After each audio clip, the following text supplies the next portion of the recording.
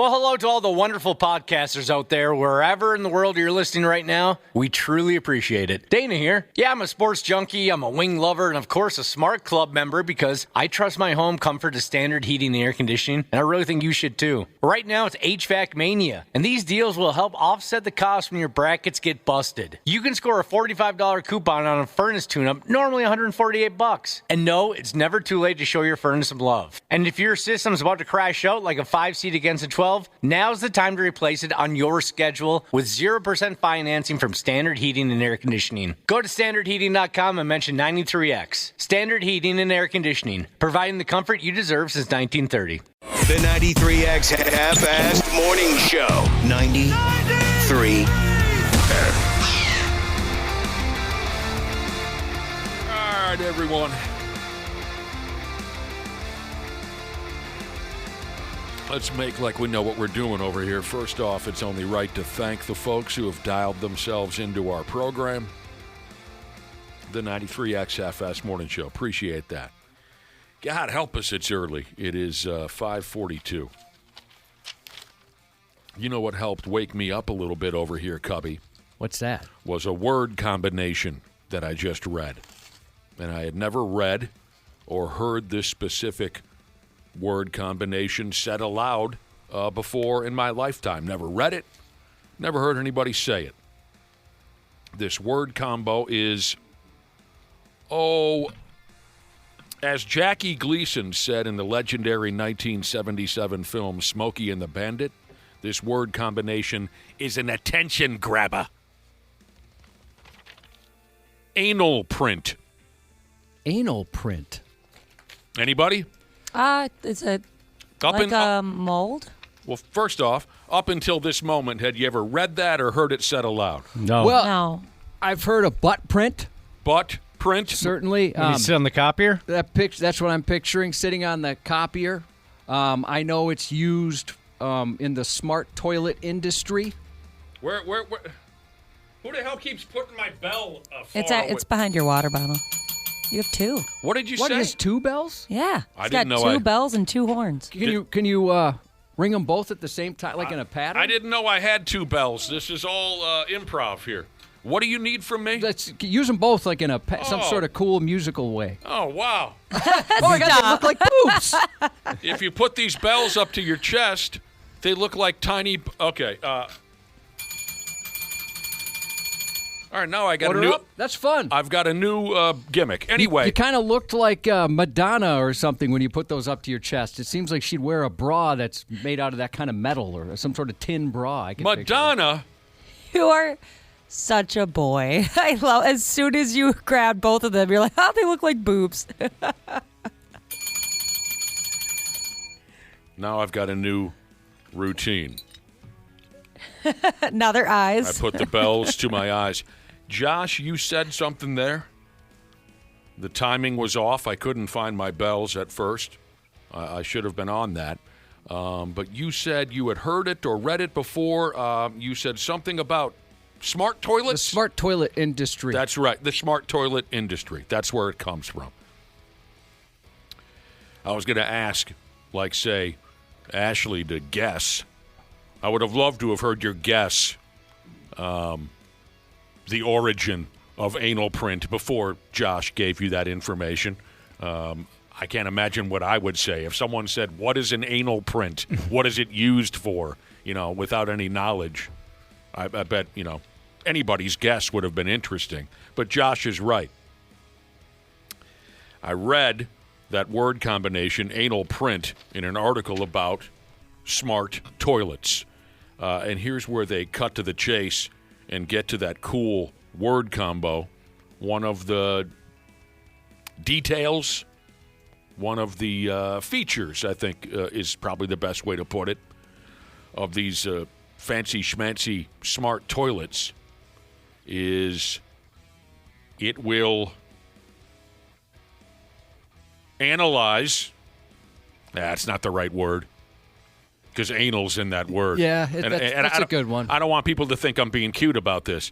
It will study your ass, this smart toilet. Every time you drop your fat ass down onto the toilet seat and do what comes naturally. A smart toilet will, what word did I use a minute ago? Study. Study everything that you do there. Do the arithmetic, measure your this, your that, right? And make sure you're healthy.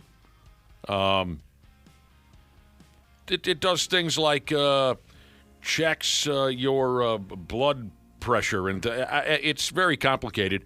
But after you use a smart toilet long enough, often enough, it creates an anal print of your style. It distinguishes you between any other members of the household who are also using that toilet. So, It'd Josh, be fun to have a competition with the family. you would leave an anal print. Your wife would leave an. Anyone else who uses that toilet would leave an anal print, and your smart toilet will get a hold of you now and again and say, I think you should see the doctor. Or, wow, that last one was beautiful. Right? That's the whole gimmick. Yeah, nice work on that one. Yeah. Damn near choked me on that one. Good for you. Oh. If these were affordable, I'd be interested in something like that. They're not affordable? I have no idea. Oh. I'm just guessing they're probably out of my price range for a toilet. Yeah, I don't even know what a regular toilet goes for, I suppose. You could really run the gamut. I've never And then- purchased a toilet. Depends on what what you got going on. Mm-hmm. How much do you like your butt? Sure. That kind of thing. Yeah, you can spend as much as you want, really. I suppose like anything else. I never had to up and buy a toilet. Now I'm curious. Let's just say I go ahead and I want to buy just a middle-of-the-road toilet. I don't care. For the love of Christ, it's a toilet.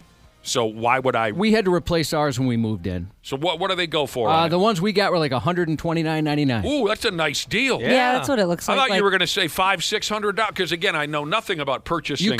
You could get one that expensive if you want. I'm just happy to hear that just a middle-of-the-road sumbitch. Looks pretty basic. Yeah.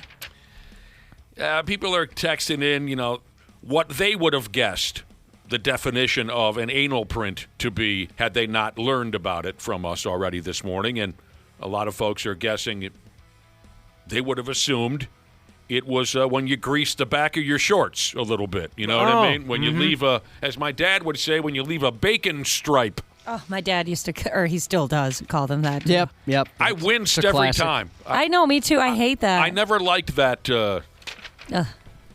So, yeah, smart toilets. It tracks your this and that every time you set down and cut loose. I don't know if I want something tracking Well, that. of course, who would? But, people I would. Well, of course, you have specific issues. Yeah, because some of them you just have an app that goes to your doctor and they say, boy, you're dehydrated, or man, that's not looking good back there. Right. You should come in. It sounds totally unnecessary to me. But Yeah, I think I have a good handle on what's going on. Would it be worth the price for you, Josh, considering what you're good for, like 2 dumps a month, basically? Yeah, I think so. if it avoids having to go to the doctor. It takes like 3 years to find his anal print. We don't know who this is. We need more data. Yeah, he only comes by once a month. He must be a guest or something. You'll have to start sitting to pee. But this has become a thing, toilet advancements have become a thing. Again, you got to get a, what's the thing called again? Bidet. Everyone says you got to get a bidet. Yeah. Gut health. There's been a heightened awareness of gut health over the last 2-3 years. So this all plays perfectly into, it's like a thing now. Well, there probably should be. I mean, every day I think I see an article about how more and more young people are getting colon cancer or anal cancer and things like that. What? It's pretty scary. Why? Why are they getting? it I mean, there's something all about- kinds of diet, lack of exercise, all kinds of ideas. But I mean, now they've lowered the recommendation for when you get your colonoscopy to 45. It's 50 forever. Younger people are really getting sick Yeah. earlier and earlier because of that. All makes sense. Diet, exercise. A lot of young people just like to plant their carcass in front of the video game machine and eat hot Cheetos. That makes sense to me. So, yeah, you can set down on the smart toilet. Here's what I was looking for earlier. It'll check your hydration. It'll check your kidney function. It'll check early signs of cancer and this and that. It'll take your vitals. At least this smart toilet has like a health practical purpose, unlike the smart refrigerator. Like, do I really need my refrigerator to be smart? Yes. 100%. I have like it's like halfway there kind of refrigerator, so it like connects to Wi-Fi. And it's pretty nice to be able to like, I guess, check on my fridge. It's so lame, but like I like being able to see like where the temp is at. But I need to because I store breast milk in it, so that's very Oh, my useful. God. I also have always wanted like the super fancy ones because I do the grocery shopping at our house, and I'll end up with like 3 things of heavy whipping cream, and I'm like, God, I knew I had it in the fridge, so it'd be really cool to like be able to look in my fridge while I'm shopping and be like, oh, cool, I don't have to spend the money on that. Our oven is dying, and I saw they have, maybe this has happened for a long time, but it's been, I don't think I've ever had to buy an oven. They have ones now where there's a camera in there, and it can tell you what's going on with your pizza. Oh, wow. Those are sweet. So I can continue to sit or lay down and not have to get up and turn the light on and look at my pizza. Mm-hmm. My favorite thing about those, Josh, is that you can be sitting on your couch and then pull up your phone and preheat the oven that way. Word. That is so sweet. Oh, that'd be nice on the way home to preheat the oven so it's ready to go when you get there. Oh, especially if you've been out like drinking all night and you know you want to make a pizza. Yeah. Mm-hmm. That's a good life right I there. don't know if my refrigerator is smart. I don't know if it's dumb. I know it's very often empty. Good question from Union Painter Jesus about the smart toilet. Will it count your spokes? It has to, right? If it's taking your anal print, It it's got to be one of the ways. I don't own one of these, and this is just learning some of the details of a smart toilet. But Union Painter Jesus, I would imagine if it knows your kidney function, if it knows your blood pressure, your hydration level, your basic vitals, I bet it has a spoke count for you pretty much right from the get-go. I believe I probably have a low spoke count. What's the average? 6, Let's 7. not do this. Below average welder Jesus. Let's not do it, Ashley. I'm sorry. I'm curious. No, you're not. Yeah, Google it, yeah. Ashley. I don't know how to Google something like that. What's an average spoke count?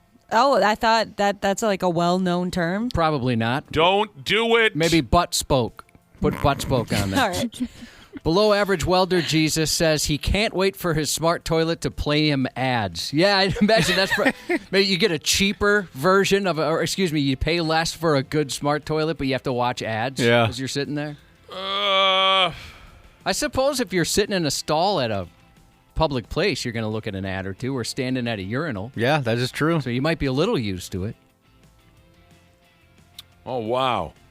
Says here that your fancy schmancy smart toilet with the spoke count and everything, for you elderly people,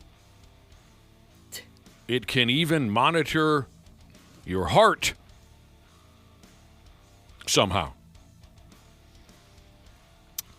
It says here in the industry, in the smart toilet industry, it's been a challenge so far, Josh, to include cameras on the toilet. Yeah, I could see why. There'd be some privacy concerns. But, I mean, I think they probably need them to take a look at what was just made. Oh, this is so terrible. Just be very careful where that thing's pointed. This is so. I can't imagine that view. It's awful what we're doing. I mean, I know why we're doing it. We're trying to save lives here, but this is just so awful.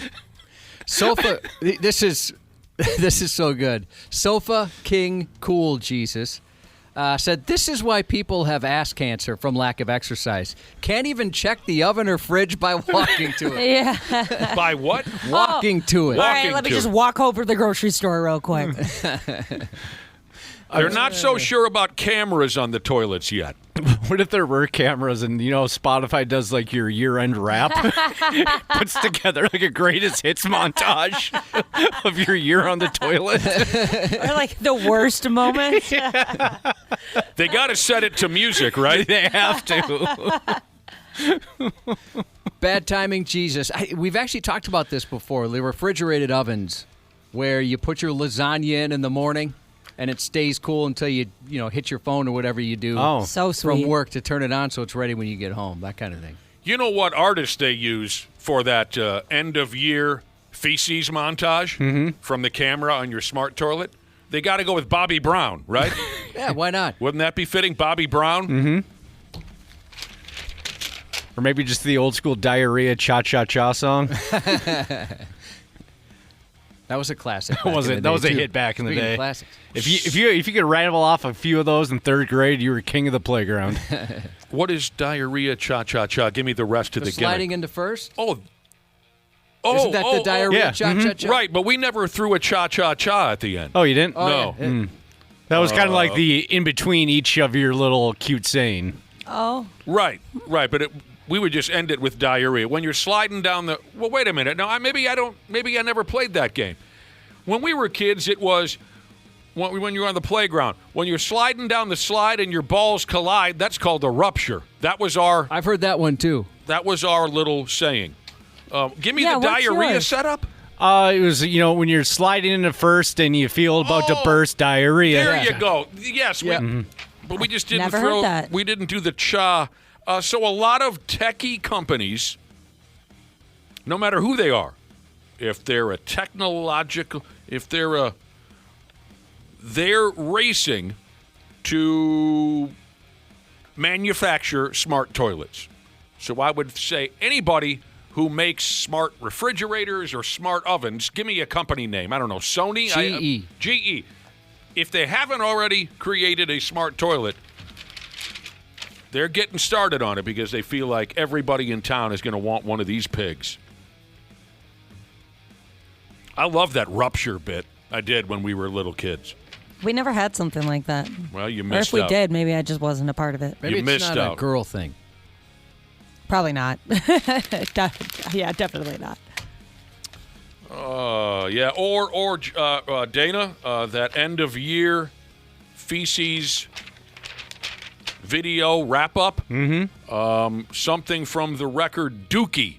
That would be fitting. The music to be used alongside that video, something from Green Day's record Dookie. Yeah, a few people texting that in, and taking care of business would be another good one. Oh, wow, sure. Bachman Turner Overdrive. Or sticking with Green Day, just that sappy song, I hope you had the time of your life. Yeah, just to make it a little emotional. God dang it. I wrote something down. You guys ever have this happen? I wrote something down to remind myself, and now I can't read my own handwriting. Every day of my life. Every day of your life that has happened? I have very That eligible sounds a little handwriting. A dramatic. little dramatic, but I do have the worst handwriting in the world. Mine's pretty bad. I do a lot of it digitally now where I'll type something, but like autocorrect will get me. And when I go back and look at it, I have no idea what I typed What because the it's hell? completely Oh, it's different. annoying. When it comes time to give my wife a card, I've started just typing something out and printing it off and putting it in the card because she can't read what I write, and sometimes when I try to read it back to her, I can't read it either. What Just the- practice, guys. What did I write down here? That's When frustrating. did you write it? Maybe we can figure this when out. we first started this conversation, can you read this word? You do have terrible handwriting. It's awful. Copier? I have no idea. Cappuccino. But that doesn't bring to mind anything when you said copier. Something ear. Yeah, that's tough to tell. Forget it.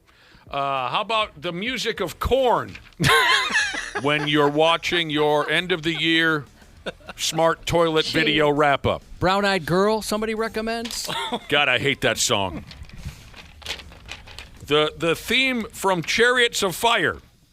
That would be funny. Boom, boom, boom, boom, boom, boom, splash, boom, boom, boom, boom, boom. Leonard Skinner, ooh, that smell. Yeah. Oh, yeah. Perfect. Can't you smell that smell? Boom.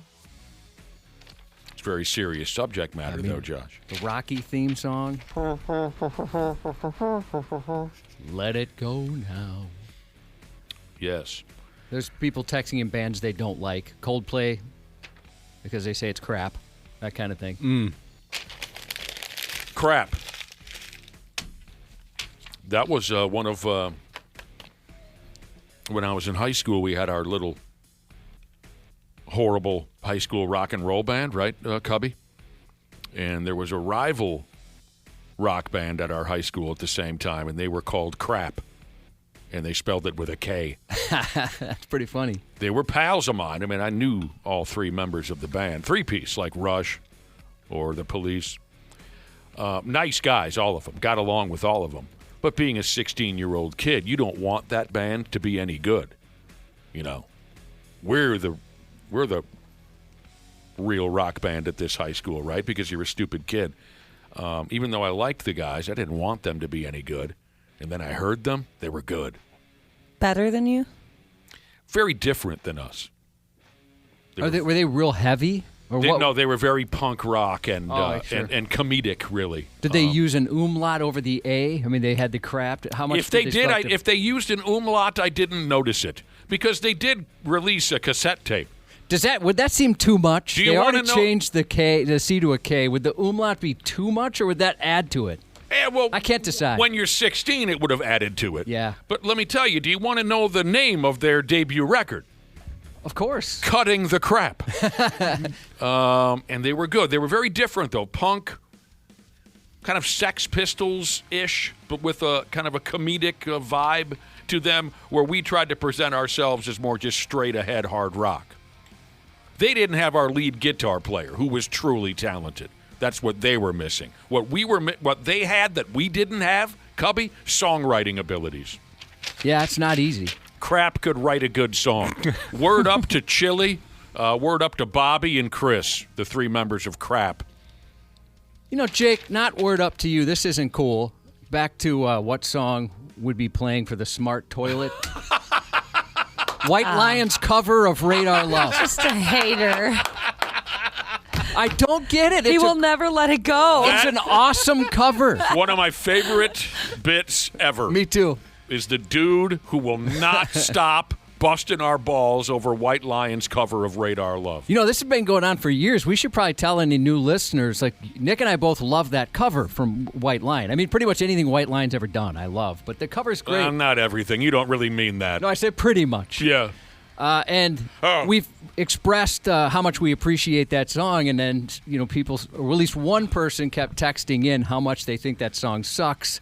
And so it just comes up in random conversations where people will make that work, throw in things like, it sounds like crap. I think the reason it's so good is that he doesn't overdo it. Like I wanted to look, and it looks like the last time he brought up how much he hates that song was October 27th. So, like, he spaces it out. He does. He does it perfectly. You feel a little better, and then he's like, "No, still sucks." He's and like, so do you. it's like living in a neighborhood with a serial killer, right? There's a terrible attack, and then nothing happens for 5-6 months, and you start to get comfortable, and then it happens again. That's it. He is, I mean, as frustrating as that is, and how wrong I think he is about his opinion on that song, I got to give him credit because he wields this perfectly. He doesn't overuse it. As soon as we forget, he brings it back. Right, he's not going back to the well day after day. Evil genius is what Exactly. he is. I had it and I lost it. Maybe I wrote it down. Oh, yeah, here it is. Now I can't read my handwriting. I had something and I lost it. We want people to know we're not trying to compare White Lion's version of Radar Love to the original by Golden Earring. I love the original too. I'm just saying we're just saying White Lion's version is also very good. It's great. Do you not listen to the guitar solo and the drum fills in that song? What is it missing? Have you heard the guitar and the drums especially are just overwhelmingly good in that version of the song. Okay, what about back to the end of the year Feces music video brought to you by your smart toilet, where they give you a greatest hits package of your year spent on the toilet. What song should be part of that music video? Lots of text messages. Static X, Push It, or Salt and Pepper, Push It. Foreigner, Urgent. That's a good one, too. Motley Crue, Red Hot. So that's a couple people pointed out Johnny Cash, Ring of Fire. That'd be another good one. I love that song. Well, all right. That's perfectly the intro to Motley Crue Red Hot, in case you haven't heard it. You want to hear Beautiful. it again, Josh? I do. Strangely enough, I used to do this on my locker every morning in 9th grade. As soon as I got to my locker in 9th grade, I would drum out the intro to Red Hot, and my buddy Eric, God rest his soul, would play the Vince Neil role. So every morning I would go, can you turn the music down a little bit? Yeah. All right.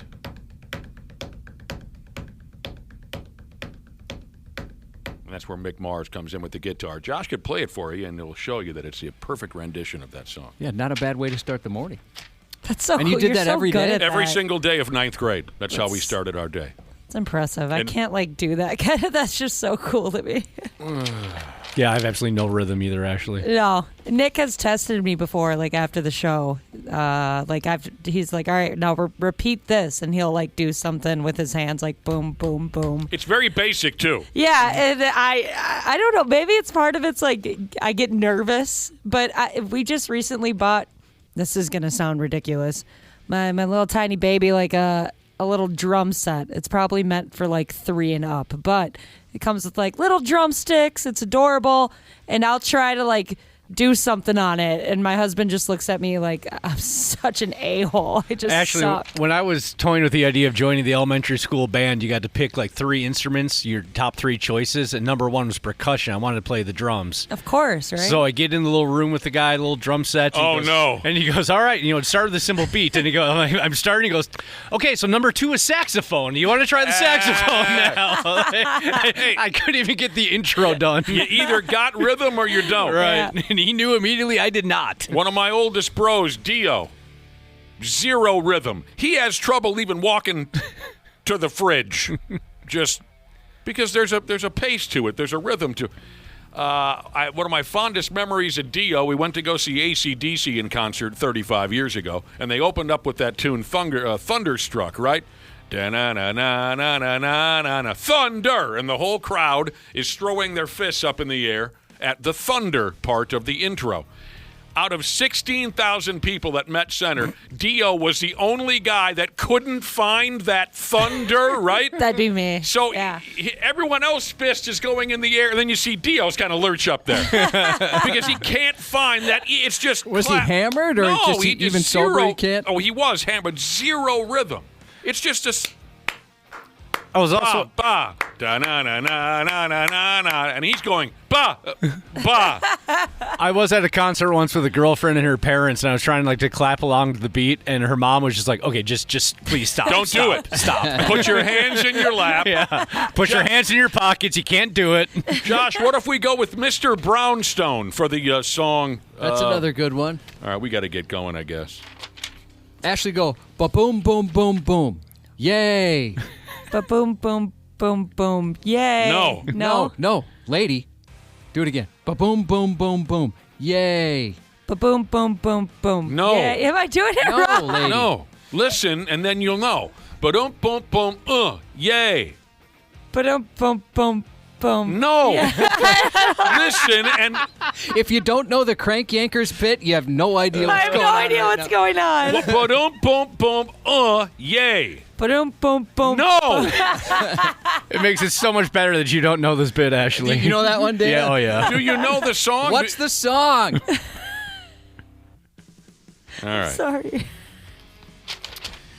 We'll get going again for realsies here. It's Wednesday. Thanks for joining us. The stupid news is next. We'll be back in a couple of minutes. Half-assed morning show. 93X. Well, hello to all the wonderful podcasters out there, wherever in the world you're listening right now. We truly appreciate it. Dana here. Yeah, I'm a sports junkie, I'm a wing lover, and of course a smart club member because I trust my home comfort to standard heating and air conditioning, and I really think you should too. Right now it's HVAC mania, and these deals will help offset the cost when your brackets get busted. You can score a $45 coupon on a furnace tune-up, normally $148. And no, it's never too late to show your furnace some love. And if your system's about to crash out like a 5-seat against a 12, now's the time to replace it on your schedule with 0% financing from Standard Heating and Air Conditioning. Go to standardheating.com and mention 93X. Standard Heating and Air Conditioning, providing the comfort you deserve since 1930.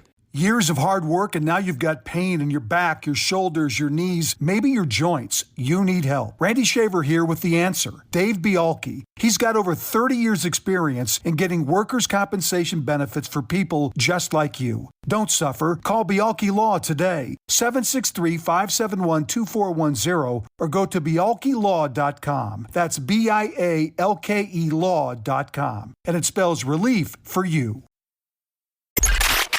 Stupid news on the Half-Assed Morning Show.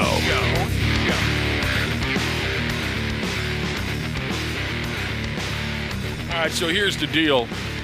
We were discussing a fancy schmancy new high-tech smart toilet earlier on this morning. A smart toilet. And that friggin' thing, it will measure and study all of your terrible bowel movements, and it can detect whether or not you're slowly dying and different things like that. It'll count the spokes for you. It'll do everything.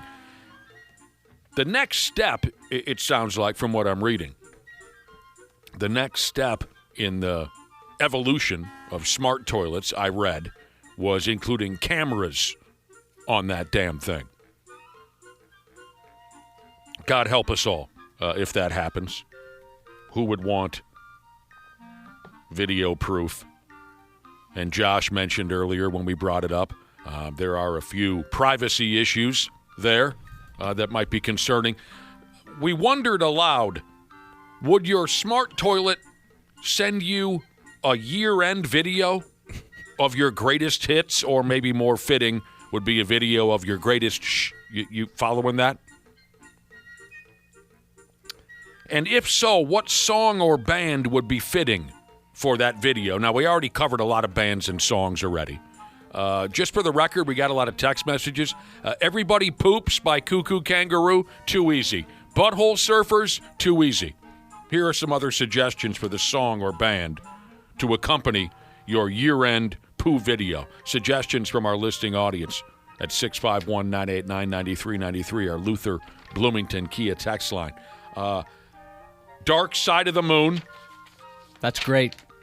Do, looking out my back door by Creedence Clearwater Revival. Under the Bridge. Turn Me Loose by Loverboy. Whitesnake, Here I Go Again. Don't Go Chasing Waterfalls. And finally, a listener gave me a heads up on this. I had heard of this before, and apparently it's happening again. The Deja Vu Club in Lansing, Michigan, is once again going ahead with their prettiest beehole competition. Have you guys seen this before? Somebody sent in a screenshot of like the Facebook. Yeah, that's what I'm looking at. Yeah, I have not. Oh, you hadn't heard of it? I've heard of it, but I've never seen that. I probably would skip that night. That sounds like fun. They've been doing this for years. They get the gals up on the stage, and they have a prettiest beehole competition. It's happening again. I don't... Oh, here it is. June 12th. Deja Vu Showgirls Club, Lansing, Michigan. The winner gets $2,000. Dang. It's pretty good. I think just the title alone is enough, but yeah, I had a couple $1,000 in there too. Right, just the honor of winning that Yes, thing? exactly. I wonder how they judge it, and I also wonder how many people actually sign up for that. Well, I saw some videos years ago, and... They allow video? Well, yeah, they shot a video for an adult program. You know what I mean? Oh, like HBO was there or something to cover for one of their adult programs. I can't think of these shows that used to be on HBO after... Like Real Sex? Yeah, that's it. Yeah, friggin' Real Sex. Maybe that's where I saw it, was on an episode of Real Sex. A professional crew came in there to shoot video of the prettiest beehole competition. It's not as complex as you might think, Josh. It's right there in the title, prettiest beehole. That's all there. Yeah, I'm just curious the criteria. Like, what if you're supposed to ignore everything else going on that person's body and you just focus in on that part, like, how do you know? I believe that's it. This was a long time ago. But more women than you think were lying. Well, I mean, they were mostly girls who work at the club. You know, it wasn't like mothers were leaving their children back at home to win that prettiest beehole competition. I think the deck was already stacked as far as I could tell. That would be a fun conversation to overhear when the mom explains to the babysitter where she's going. Yeah. Or, hey, kids, wait in the car. Mom will be back in a little bit, hopefully with $2,000. I remember years ago at a Boom Boom Room, we were there on Miner's Cap night, where you put on the hard hat with the flashlight on top, right? Yeah. And then eventually they cut all the lights off. So it was kind of fun to just find the naked dancers with your miner's cap. And it was kind of interesting to me, Josh, because the really hot gals were highly illuminated by everyone's miner's cap, and there were a few who were lost in total darkness, right? Oh, man. Tripping over chairs and Yes. stuff. and I would try to find some of the girls who weren't getting any attention, who were just standing in complete darkness. I would too. Just to get the expression on their face, you know, and they would have very lonely looks on their faces because no one was looking at them. And then when I would look over there, they'd go, "Oh, hey, you're looking at, oh, you're not really looking at me." That kind of, Oh, no. oh, you're not going to hold your light on me. You just wanted to look real, oh, you're moving on. Then one night, Josh, I was there for squirt gun night. Oh, that sounds fun. Everybody wear like a white T-shirt or... No, because the T-shirts were already. I mean, they already took them off? Yeah, you would target whatever area of the girl's body you wanted to target with your squirt gun. That's crazy. Yeah, I'm with you on that one. And one gal who was kind of like hunched over on the stage, I think she actually said out loud, "Everyone wants to shoot me in the beehole?" Right, because everyone was targeting her. What? Could you win something like at the state fair? You get it right in the target. How long you can keep the stream going? Every guy in the front row was targeting this same spot on this one gal, and she got a little irritated. To use today's vernacular, that's triggering for me because there's a guy that used to work here. He knows I'm not into porn, and I've never met somebody into filth and smut like this guy. And so sometimes he would send me these videos and say, "Oh, check this out. You might be interested in this for the show." That's so weird. And it would be horrible pornography. So weird. And one involved wearing one of those lights on the head, and there was goggles that had windshield wipers on it, and he had like a gynecologist view of this lady, and then she was doing stuff. It was so graphic. I can't even imagine. Well, the details are overwhelming. Well, I'm afraid to say what was going on. I put it You together. could probably yeah. guess. What's the girl's name? Cytherea? Yeah, that's the name. Yeah. So that's what he was the target for. I understand. Oh. I think the details would get us some paid or unpaid time off. Oh, here's a guy who wants to know if the prettiest beehole competition is limited to women. You'd have to call Deja Vu over there in Lansing, Michigan. Is he asking for himself or a friend? Himself. Yeah, make a telephone call on that.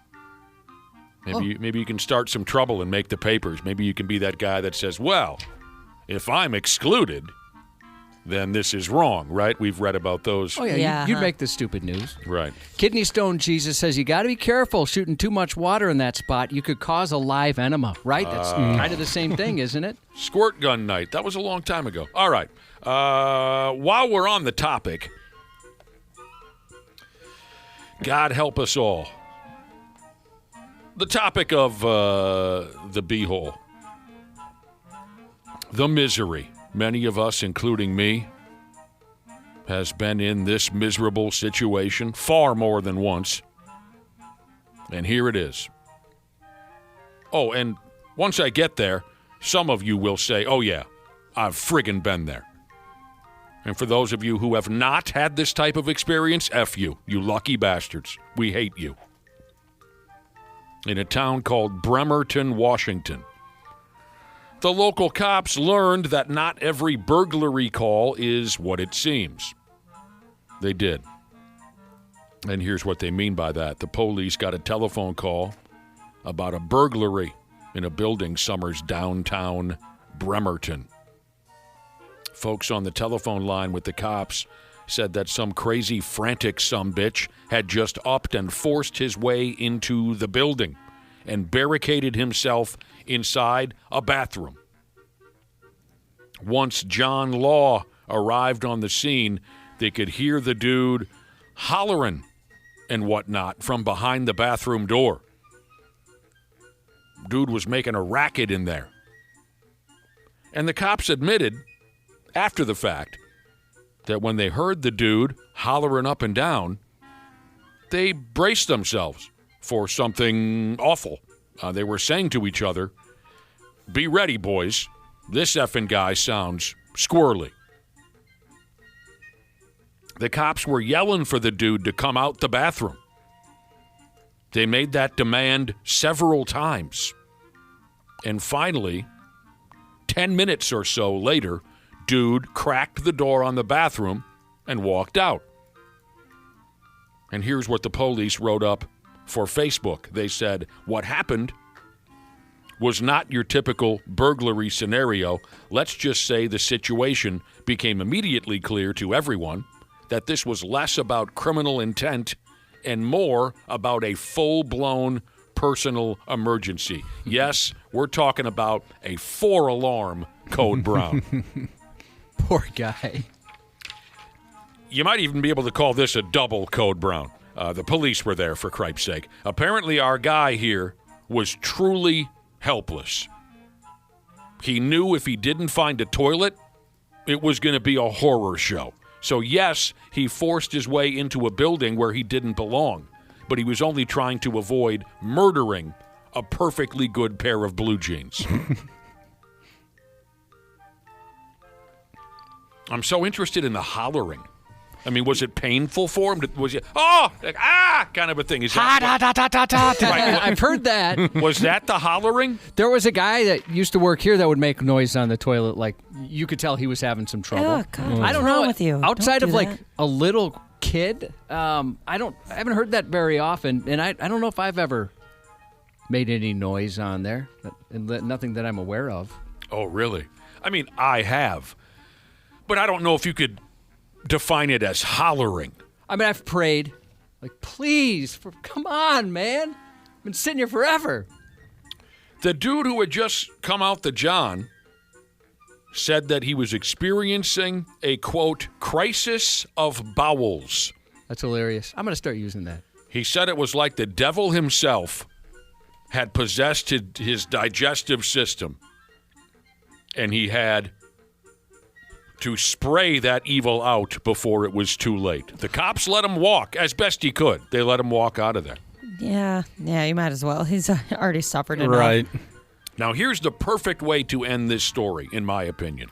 It says right here, the dude was taken to a hospital for treatment. That's not good.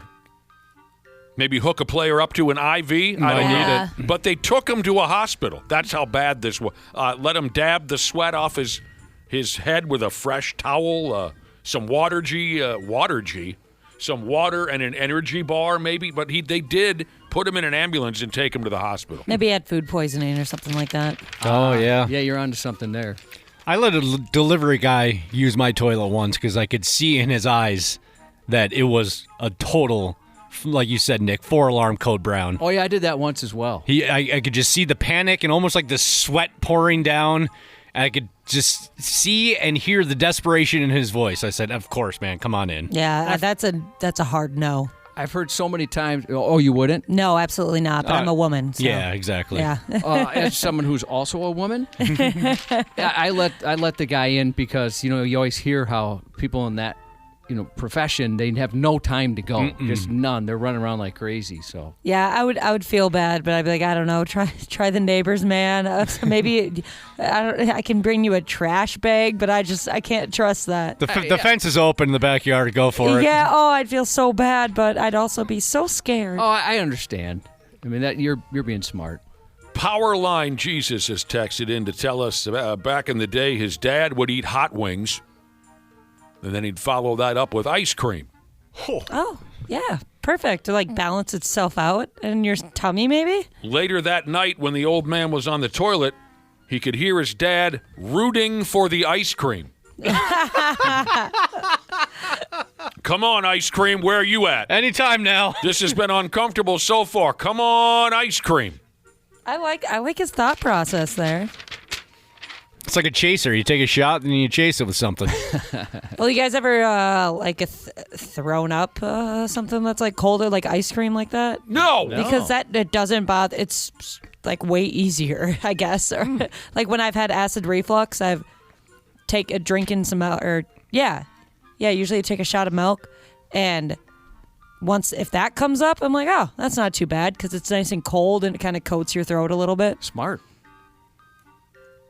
Somebody says, did the guy who worked there, meaning the person that made a lot of noises in the bathroom here, ask, who does number 2 work for? Which Austin Powers was The that? first one. Yeah, that was original. I don't remember that guy. Maybe I was never in the head with him. That's so strange to do that in public. Like, did anybody ever say anything? Like, hey, dude, stop that. I didn't comment. I don't think I'd comment on that. It's his personal time. I never crossed paths with him. All right. Josh has told us afore that he used to collect a lot of speeding tickets back when he was a young buck. What was the total damage again between your 16th and 25th birthday? Well, stop by then. Between like the age of 16 and maybe 19, I don't even know. 30? I mean, it was so dumb. Dude. It was ridiculous. I should remember these stories, but I don't. So you went to court a lot, or yeah. you... Once I learned you could do that, and I'll go as a police officer. It's like, just go to court. You know, maybe you pay a fine, and as long as you don't get anything same or similar, it won't. I just didn't want it to mess with my insurance. So it wasn't like I was arguing. I would admit, yeah, he got me fair and square. You paid all the tickets on time, I would imagine? Well, yeah, sometimes they make you pay there. At least back then. There was one time I got a ticket, went in, the guy's like, all right, just slow down. And then I got a ticket on my way home from there and went back the next day and unfortunately ran into the same clerk. And he's like, didn't I just see you yesterday? But he cut me another break. He said, it's not in the system yet, so I'll give you a break on this. That's when I realized maybe I have a problem. You collected a lot of speeding tickets when you were a young feller. Do you know anybody who F's around and doesn't pay their tickets? To me, that sounds like a good way to end up in... Parking tickets, yeah. Parking Definitely tickets? parking tickets. That just sounds like a good way to go to jail, and I'm not built for that. Yeah, and I mean, for the most part, anytime I've had a ticket, if you just like show up at the court date, gosh, I think like, at least for me, almost every single one of them have just been thrown out, or they bring down the payment or whatever to like $20. I've never had, well, I take that back. I had one thrown out, but it was a whole different situation. But yeah, outside, they always just would charge me the court fee or whatever it was, and then the ticket fee. Yeah, I don't know why. I've just always gotten lucky. One time it was like before Easter, and it was awesome. It was packed in there, and the judge was just like naming off, ticket numbers or whatever they do. I can't remember. It's been so long, but and then they're like, you can go, and then they do the next numbers. You can go, next number. I'm like, oh, they must be going out of town for Easter or something. They ain't got time to be here. In Washington, D.C., there's some jackhole out that way who might just hold the all-time record for ticket dodging. A car that has Maryland plates, if that matters at all to you. The sumbitch has piled up pert near 900 unpaid traffic tickets. If you go ahead and do the arithmetic on that, it comes to around $250,000 worth of tickets. Son. That's incredible. I mean, I have a buddy, he works downtown, and he'll just risk the traffic ticket because he said it's cheaper than buying a parking pass somewhere. Oh, so he just pays those parking, if I didn't say parking ticket. Probably right. It says here, I believe that the cops finally caught up to this friggin' character. They towed and impounded his vehicle, 900 unpaid traffic tickets. Hell, it says here, in just the past 2 months, that driver, whoever the hell it is, in just the past 60 days, the driver had gone ahead and picked up 29 fresh tickets, all for speeding. In Washington, D.C., they have apparently stepped up when it comes to tracking down full-on buttlords with wads of unpaid tickets. One other jackass that the police have wrangled there lately was driving around town with $77,000 worth of unpaid tickets hanging over their head. I couldn't handle that stress. Interesting to read. Or that bill, but I'd try and do something about it. I mean, you're going to friggin' jail. Interesting to read that the more of these repeat offender characters that the cops are putting in jail, the safer things have been on the roads in Washington, D.C. There's been what they call here a significant drop in traffic fatalities since they've put away some of these J-Brones. Well, there you go. Time to pay the fiddler, they say, Josh. Yeah, wasn't the drop like over 50%? I'm trying to remember what the article said. I can't remember. It was it was staggering, like to the point where I thought that's a mistake, but that's pretty awesome that they're able to pare that down. Yeah, I wonder, like, maybe people could text in 651-989-9393. I wonder what the most unpaid tickets in the listening audience would be, traffic or parking. Yeah, I know a couple of people that just think, I'm not going to pay a parking ticket. What are they going to do? They're not People gonna are arrest me yelling for it. at me. Why? They're saying it's because I'm blonde. Well, I didn't want to bring it up again because we've mentioned before, you live by the cute blonde rules, Ashley, which are a lot different than if I go in there. They're not going to drop a ticket for me, but it's a different world for you. I You live in an promise alternate reality. There was also a bunch of uggos that got their tickets. I got their tickets dismissed. I'm glad the judge was equal opportunity. Yeah. And one of the times it was like me and my ex-boyfriend had a paraphernalia ticket together and they let us go. Oh, what? That would have been hilarious if they were like, you know what? She doesn't have to pay her ticket, but you do. Yeah, see, I'm sorry. She's a cute blonde. You don't understand. There's different rules. And you're an uggo, sir. Uggos. So there were even some gargoyles who got off the hook Yeah. during that beautiful day in court. I think sometimes the judges are like, I just don't have time for that. There's too many of you. I don't have time for this. These are minor tickets. Be a better person. Get out of here. Check this one out. This person had $8,400 in unpaid tickets, went to court, settled for $1,750. Well, like $1,750. Yeah. It's worth going. I know one of those dudes who never liked to buy tabs. I don't want to buy those tabs. They're too much money. So he'd drive around with expired tabs, and then when he would get pinched, he would act like he got totally screwed by the situation. They're like 3 years expired. Oh, yeah. I know one of those friggin' guys. Oh, God. Hot Mom Jesus said back when she did traffic court, there was a waitress who had so many tickets she did a BOGO sale. She'd come in and pay one, and then she'd dismiss one. You're just sick of seeing her at that point. They developed a relationship, maybe, a friendship, seeing each other so often. That's so good. This is creepy. Do you think this is going to make real money? This scares me to death, the thought of who might legitimately use this service right here.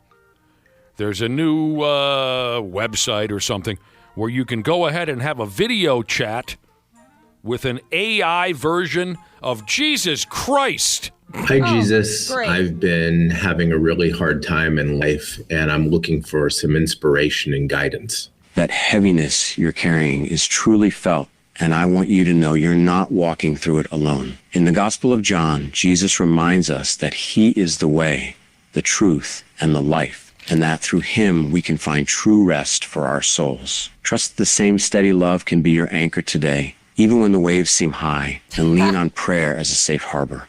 Take my money. Well, he's a long-winded peckerhead, isn't he? Oh, I shortened that way up. Is that how he would sound? That was the voice of Jesus? Well, AI Jesus, yeah. Yeah, this is not good for the people that are already very delusional. All they want in trade, if you want to have a video chat with an AI version of Jesus, all they want in trade is $1.99 a minute. That's why he's so long-winded. They made yeah. they made Jesus look gorgeous. That's why I sent that to you to bring that up. I understand. Wow. $1.99 a minute to rap with the Messiah. $1.99 a minute reminds me of those old wrestling hotlines you could call to get the inside scoop. And they weren't giving you the good stuff in the first 30 seconds. They milked it out till you could hear about what happened behind the scenes between Macho Man and Hulk Hogan. I'd never heard of that. Oh, yeah. Did you ever get in trouble for that, your folks? Oh, absolutely. Yeah. 100%, Josh. I remember calling it once, the WWF hotline. I believe it was a recorded message from Lord Alfred Hayes, who was a announcer for the WWF many, many years ago. They ever have any of the big superstars? That was the only time I remember. I have no idea. It was all nonsense. I believe Lord Alfred Hayes gave us an update on the British Bulldogs at one. Anyway, you can call an AI version of Jesus Christ or video chat with. I do have a few questions for the guy.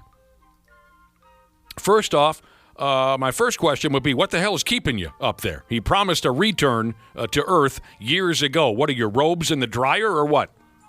It's taken forever. Yeah, crap or get off the pot, Jesus. You'd criticize him? Yeah. Things are kind of weird down here. If there's ever a time.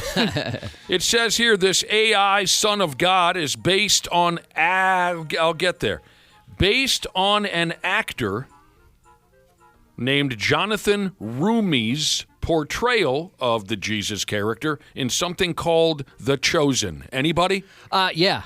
Remember when I was worried my mom was going to get kidnapped? Oh, my God, no way, that was it? Yeah, that's when she paid her own way to be an extra on that, to go to, I think, Texas. Maybe they were filming it there, and made her own robes and whatnot to fit into the time period. Because that's usually how they do it, right? You have to pay to be an extra? Oh, yeah, and I don't know if you still do, but she had to pay to watch, not like a normal streaming service, which I think it might be on now, but she had to pay extra to even watch it. She paid to be an extra on this television program called The Chosen? Yep. Okay. I remember that story. I thought I'd never see her again.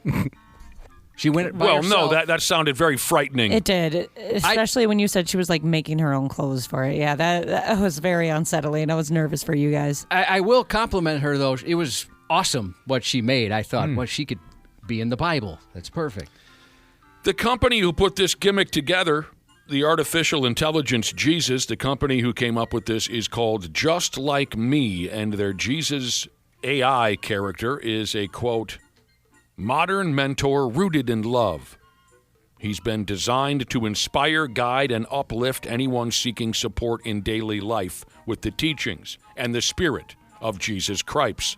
The story tells me that this here version of Jesus of Nazareth is very good looking. Ashley made a reference to it a minute ago. Yeah, some that's of them, true. Some people are even calling him sexy. I didn't look at him. I wish he was just a D-bag to people. Yeah, he's just roasting folks. Yeah, that'd be awesome. It's too much, or if it's too much, they say, for some of yous to have a video chat with a fake sexy Jesus. There is an option where you can buy a few minutes just with him on the telephone, a regular telephone. If you can't handle looking at him and him looking back at you and judging every damn thing you do, you can just make an old-fashioned telephone call to Jesus also. It's so messed up that people are using this to get money from people. People that are, looking for help and guidance, and that's just so messed up to me. All right, everybody be cool. My mom's listening. Talking about The Chosen. So she said The Chosen is free to watch, but it's crowd-funded. Okay, so I guess that's the money she's spending to have them make it. And she said Jonathan, the actor, is an amazing man.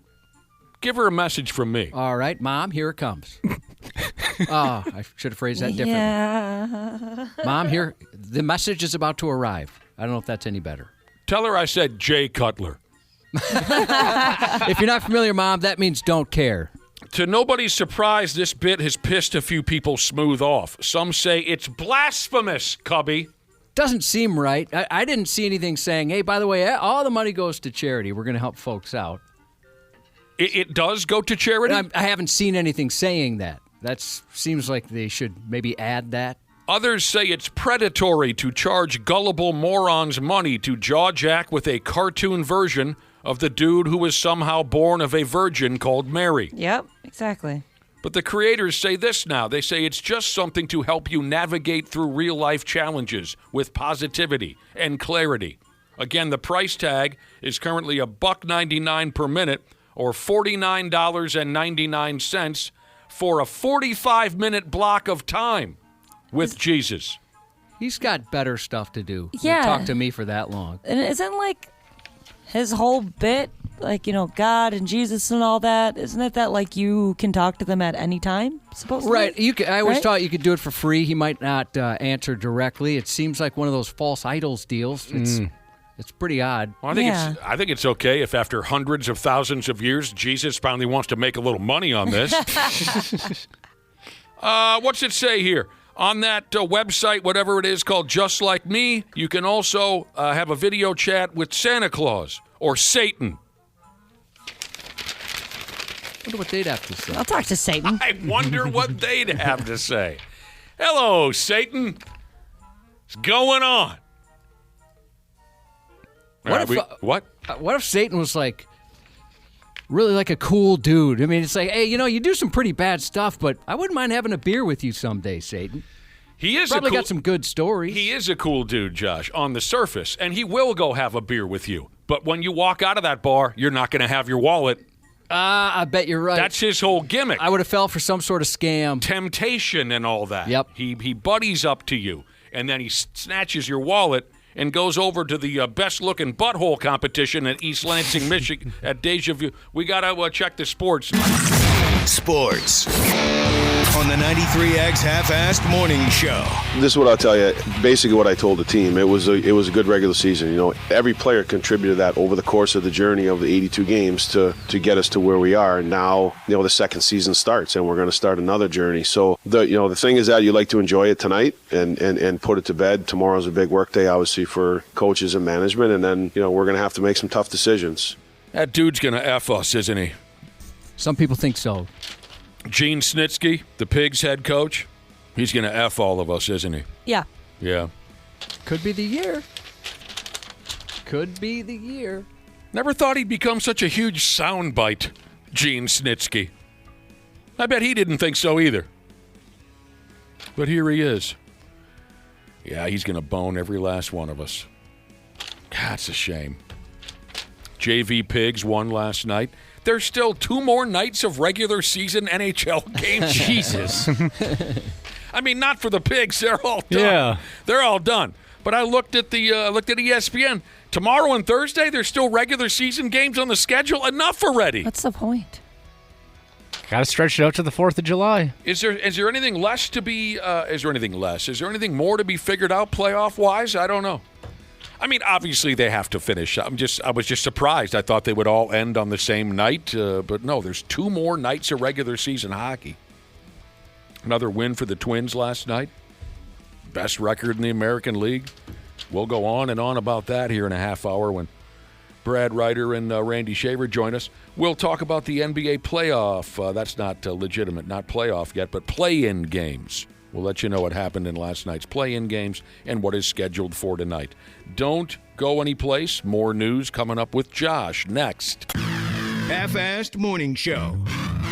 93X. Well, hello to all the wonderful podcasters out there, wherever in the world you're listening right now. We truly appreciate it. Dana here. Yeah, I'm a sports junkie, I'm a wing lover, and of course a Smart Club member because I trust my home comfort to standard heating and air conditioning, and I really think you should too. Right now it's HVAC Mania, and these deals will help offset the cost when your brackets get busted. You can score a $45 coupon on a furnace tune-up, normally $148. And no, it's never too late to show your furnace some love. And if your system's about to crash out like a 5-seat against a 12, now's the time to replace it on your schedule with 0% financing from Standard Heating and Air Conditioning. Go to standardheating.com and mention 93X. Standard Heating and Air Conditioning, providing the comfort you deserve since 1930.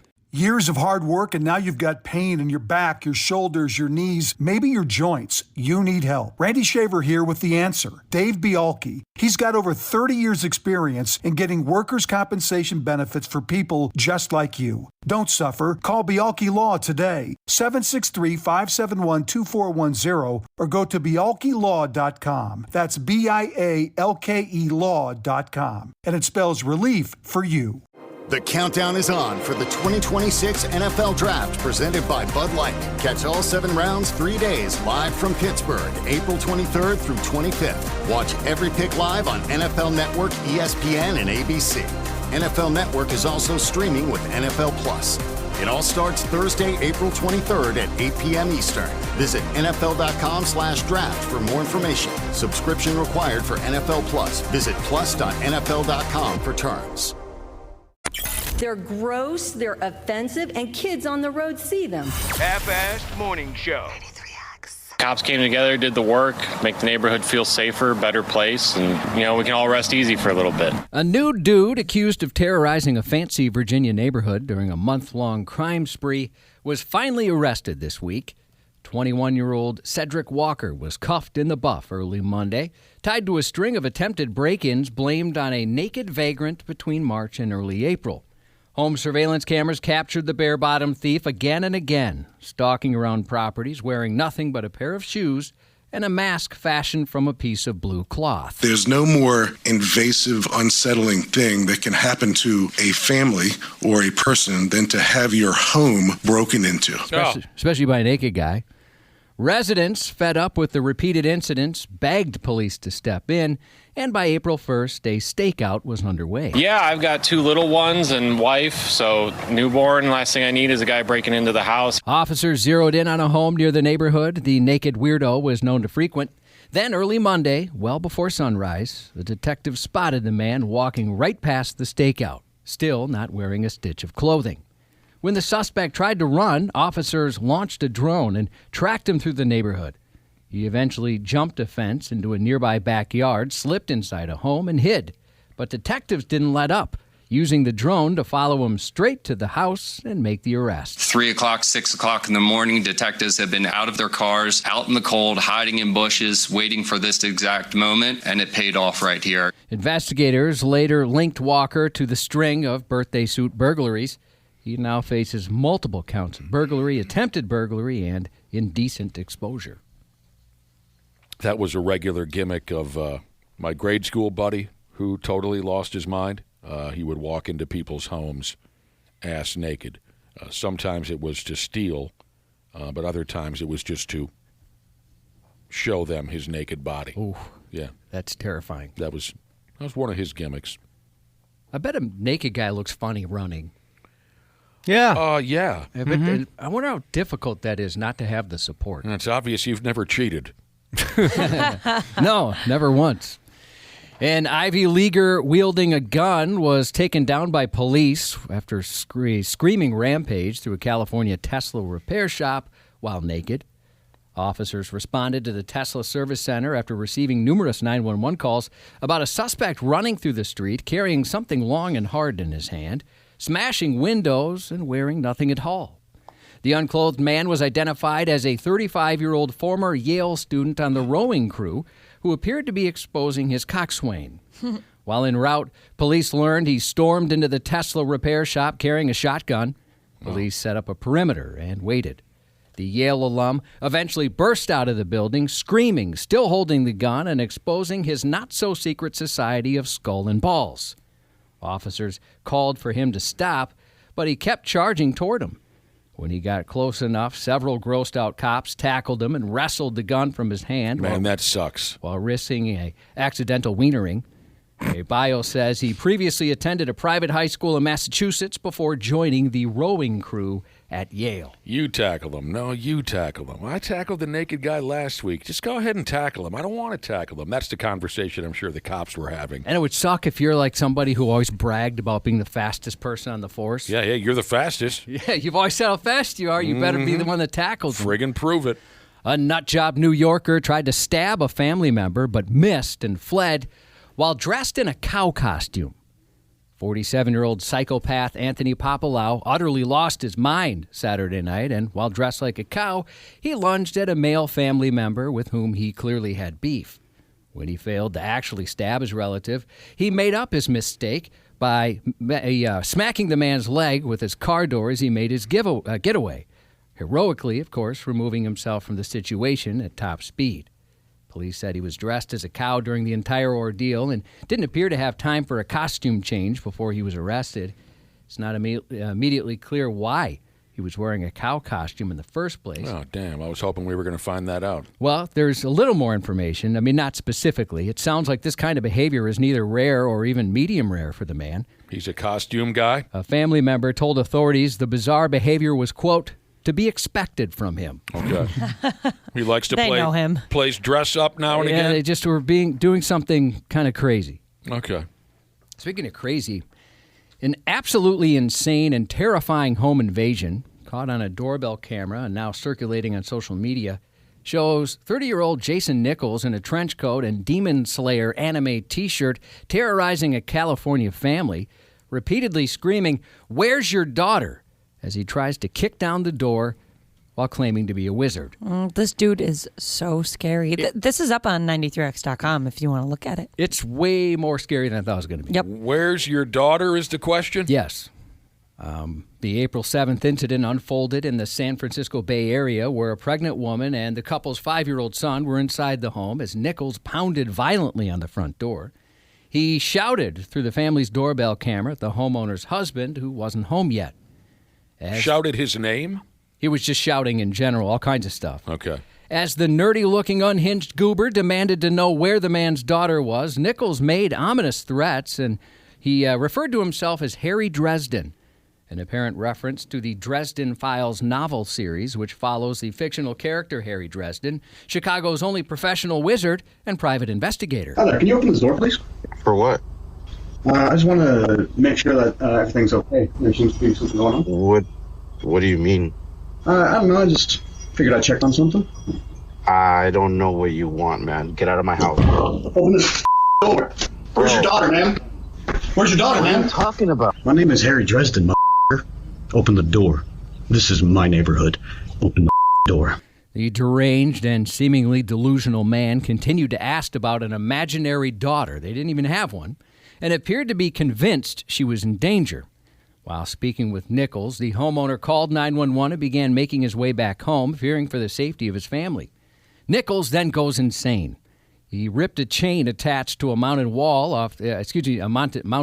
off the wall and started beating the front door with it, screaming like a dorky-looking madman, eventually making his way inside through a sliding glass door. Absolutely not.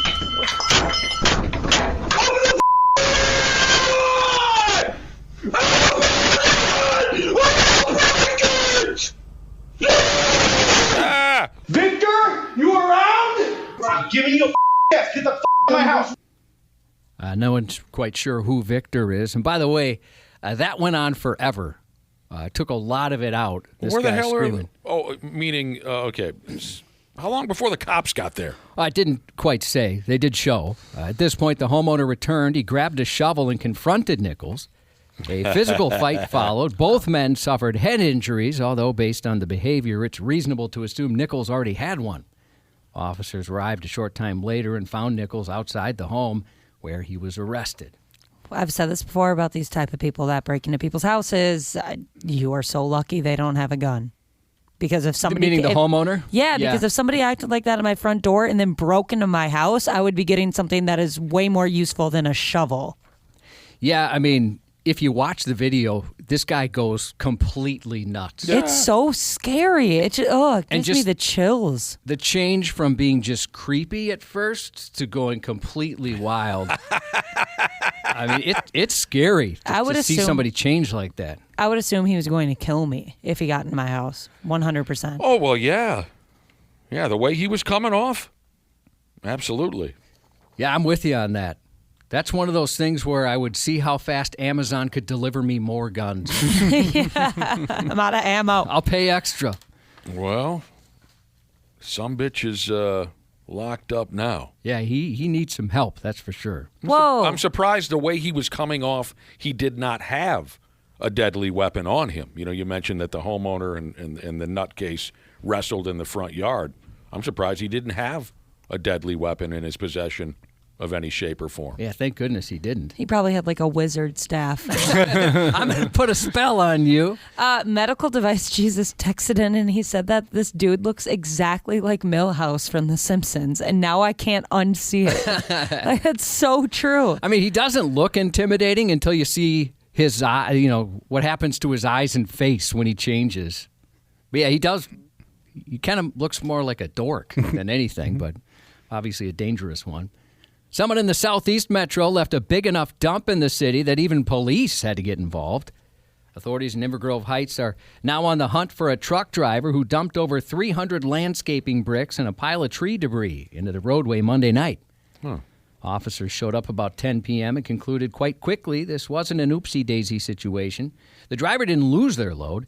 They redecorated the road, and it appeared it was very much on purpose. Authorities released photos of a white dump truck and are asking residents to check their cameras and contact police with any information related to that incident. Here's a guy who might have snapped, huh? I wonder. I was right in the middle of the road. It wasn't like he went somewhere to secretly, get rid of that load in the woods. F these people. Here's a guy who's had enough. That's my guess. Pokemon card releases have spiraled out of control, sparking police chases, GPS tracking schemes, and outright violence. Things have gotten so crazy, in fact, it's reached a point where law enforcement is now investigating a shooting tied to the cards at an Indianapolis Kroger store. Can we get a grip already? Someone called 911 just before 7 p.m. Saturday to report a shooting victim. When officers arrived, they discovered a man with gunshot wounds in the grocery store parking lot following an argument over Pokemon cards. It's almost like a broken record, but I consistently say when you're having problems, don't work it out with violence like this. Try to work it out by talking. If you can't, turn and walk away. It's not worth taking somebody's life or seriously injuring somebody. Luckily, it wasn't game over for the Pokemon fan. Police say he'll survive. But there's plenty more examples of how extreme things have become. Some vendors recently discovered thieves have placed GPS tracking devices on their vehicles during the first day of an expo. Oh, my God. The criminals aren't just bold, they're high-tech now, ready to rob you before they even get a Pikachu. Hey, guys, I'm just getting ready to leave the expo, and we always check under our trucks and trailer, and it's a good thing we did. Somebody put a tracking device on us tonight. So somebody's trying to track our stuff, follow us home. You get the point. Pretty crazy. Be safe out there. That goes for customers and they're alone any show you're at. In yet another case, someone threw coffee on a cart full of cards to ruin them. Then the car hit the cart, and the car ran over boxes of Pokemon cards. That incident resulted in police giving chase, but they weren't able to catch them all. A recent report claims the situation has escalated so far that Pokemon cards have fueled an international crime spree. March 7th, 2 thieves smashed through a window at a store in Washington. In less than 2 minutes, they made off with nearly $10,000 worth of Pokemon cards. Another card shop robbery in March in British Columbia resulted in thieves stealing $25,000 worth of Pokemon cards. Also this year, thieves have targeted collectible shops in Las Vegas, New York City, Vancouver, and even Nottingham, England, resulting into over $500,000 in stolen cards. Are the Pokemon folks just loving every minute of this? Well, I don't know. I haven't yeah, seen if question. they've released a statement on it or not, but... And let's all remember, too, that these cards are meant for children. Yeah, I understand people have their hobbies, but it definitely does make me sad to think that, there's kids that don't, it's not for kids anymore. They don't get to enjoy this at all. That was such a huge part of my childhood, and it was so fun, and then I turned 12. I wonder if they're ever going to put serial numbers on these things or something to try and make sure it's not stolen goods. Oh, they're probably going to have to. Maybe that's a good idea. I mean, I was at the Target in my neighborhood recently, and there's about 50 dudes lined up just waiting the off chance that they might be restocking Pokemon cards that day. They weren't even certain. They just heard a rumor that there might be a restock that day, and they're all lined up. Yeah, you guys are right. I mean, they're probably not buying it for their kids. It's collectible, a way to make some money. It did make me feel pretty good. I was at my Target not too long ago, and there was 2 maybe 12-year-old kids looking at their money in the card aisle and looking at baseball cards and whatever Pokemon cards that were there. That made me feel good. I was like, oh, nice. I'm glad the kids still get a chance. The way it should be? Yeah. Now streaming on Apple TV, Margot's Got Money Troubles. The daughter of a former Hooters waitress and an ex-pro wrestler, Margot's a recent college dropout and aspiring writer. Faced with a new baby and a mounting pile of bills, she decides to start an OnlyFans account and find success rather quickly. Starring Elle Fanning, Michelle Pfeiffer, Nick Offerman, and Nicole Kidman, the first 3 episodes of the 8-episode season premiered today. And on Prime Video, Balls Up. Paul Walter Hauser designs a condom that covers both the twig and the berries. And Mark Wahlberg is the salesman trying to sell their product at the World Cup in Brazil. But after they somehow screw up the game-winning goal, they're forced to run for their lives. Seth Rogen, 44 today. Happy 12th to Devin, a.k.a. Mr. 4.0 from your family at home and your friends here at 93X.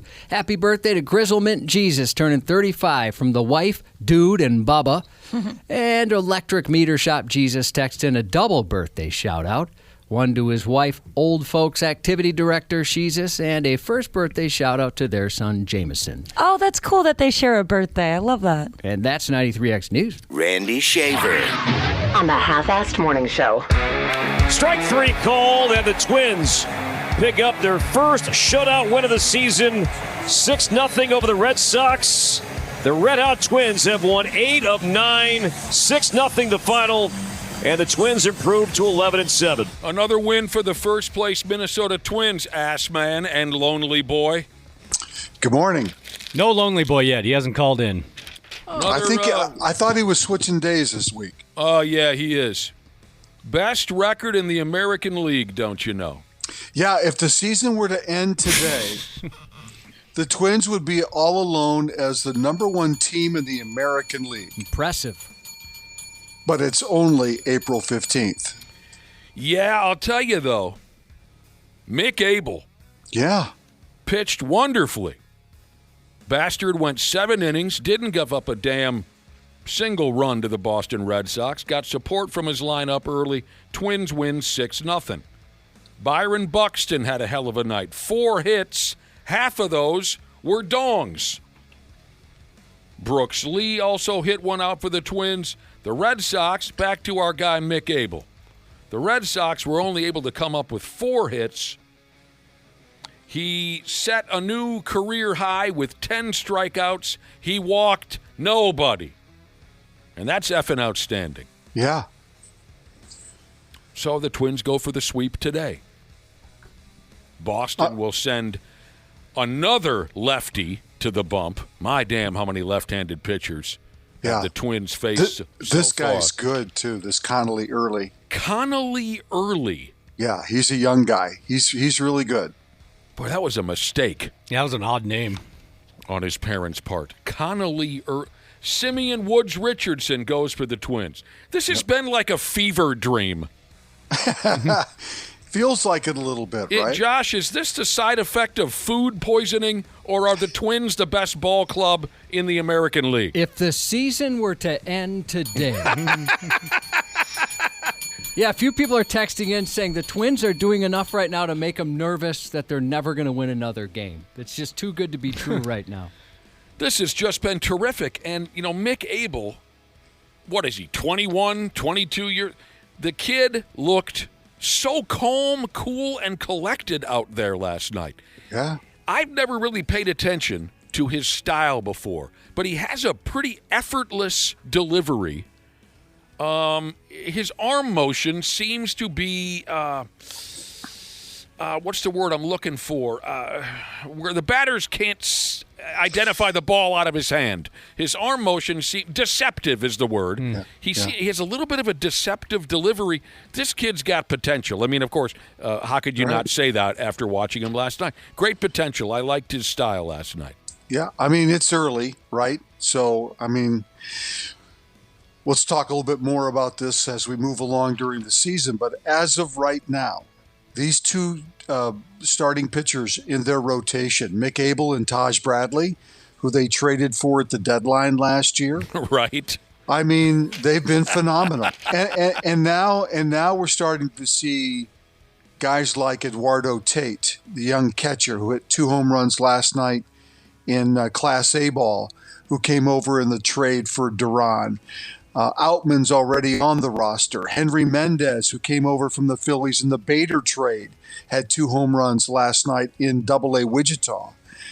We're seeing some of the benefits of these young guys. This is crazy. Who knows where this all will lead, because it is so early in everything. We're getting more text messages this morning, just like yesterday, saying the Pohlads deserve credit on this. They're geniuses. Well, I mean, we haven't won anything yet, so yes, it's a great start. There was some Fun to sarcasm watch. there, Randy. I know. Yeah, if you're a Twins fan that wants some real change in ownership or payroll, this isn't really a good thing necessarily if you want long-term change. Oh, if this works? Yeah. You were just saying. Because then they're going to say, well, hey, see, we don't need to pay guys anything. We can just grab some dudes, throw them out there, and see what happens. I forget sometimes I should break out the sarcasm horn, but people are texting in saying the Polads are in the running for owners of the year, and I don't even know if that's a real thing. Where was I going to go with this? I had something, and it went out the other ear. Go ahead, Randy Shaver.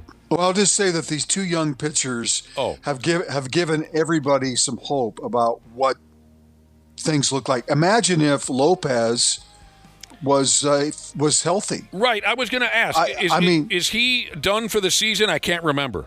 I think he's pretty much done. Okay. Yeah. That's what I thought, but I just couldn't remember. But I mean, as of right now, as of today, these young guys have really stepped up and been very good. Their bullpen, for the most part, has been solid. Right. I mean, the hitting has been there lately for sure. And I go back to Brad's point. Brad's not here. I know, but he made the point. In general, Major League Baseball right now is full of 500 baseball teams. Yeah. Nobody's running away from anything. And so that benefits the Twins too. Yeah, I remember where I was going with this now. Back to Mick Abel, Taj Bradley. I mean, remember how we rolled our eyes? We damn near needed we damn near needed a puke bucket last year when they disemboweled the roster. And it's not because these guys were not good or very good young players. It's just that it felt like they just dumped the best players on the roster and basically gave up. And at least for right now, Mick Abel and Taj Bradley have proven to be worthy of those trades, and hopefully that'll continue. And then these young guys. This is friggin' ridiculous. These young guys like Tate and Kendry Rojas, who's in AAA right now, who they traded Louis Varland for in Toronto. Alan Roden, who's in AAA. There's young guys out there that are waiting to be called up that will be able to help this team as they move along too. This is ridiculous. Here's a text message. Yeah, we mentioned exactly this a couple of days ago. A listener has texted in to say this is just like the people jumping on the Josh Dobbs bandwagon.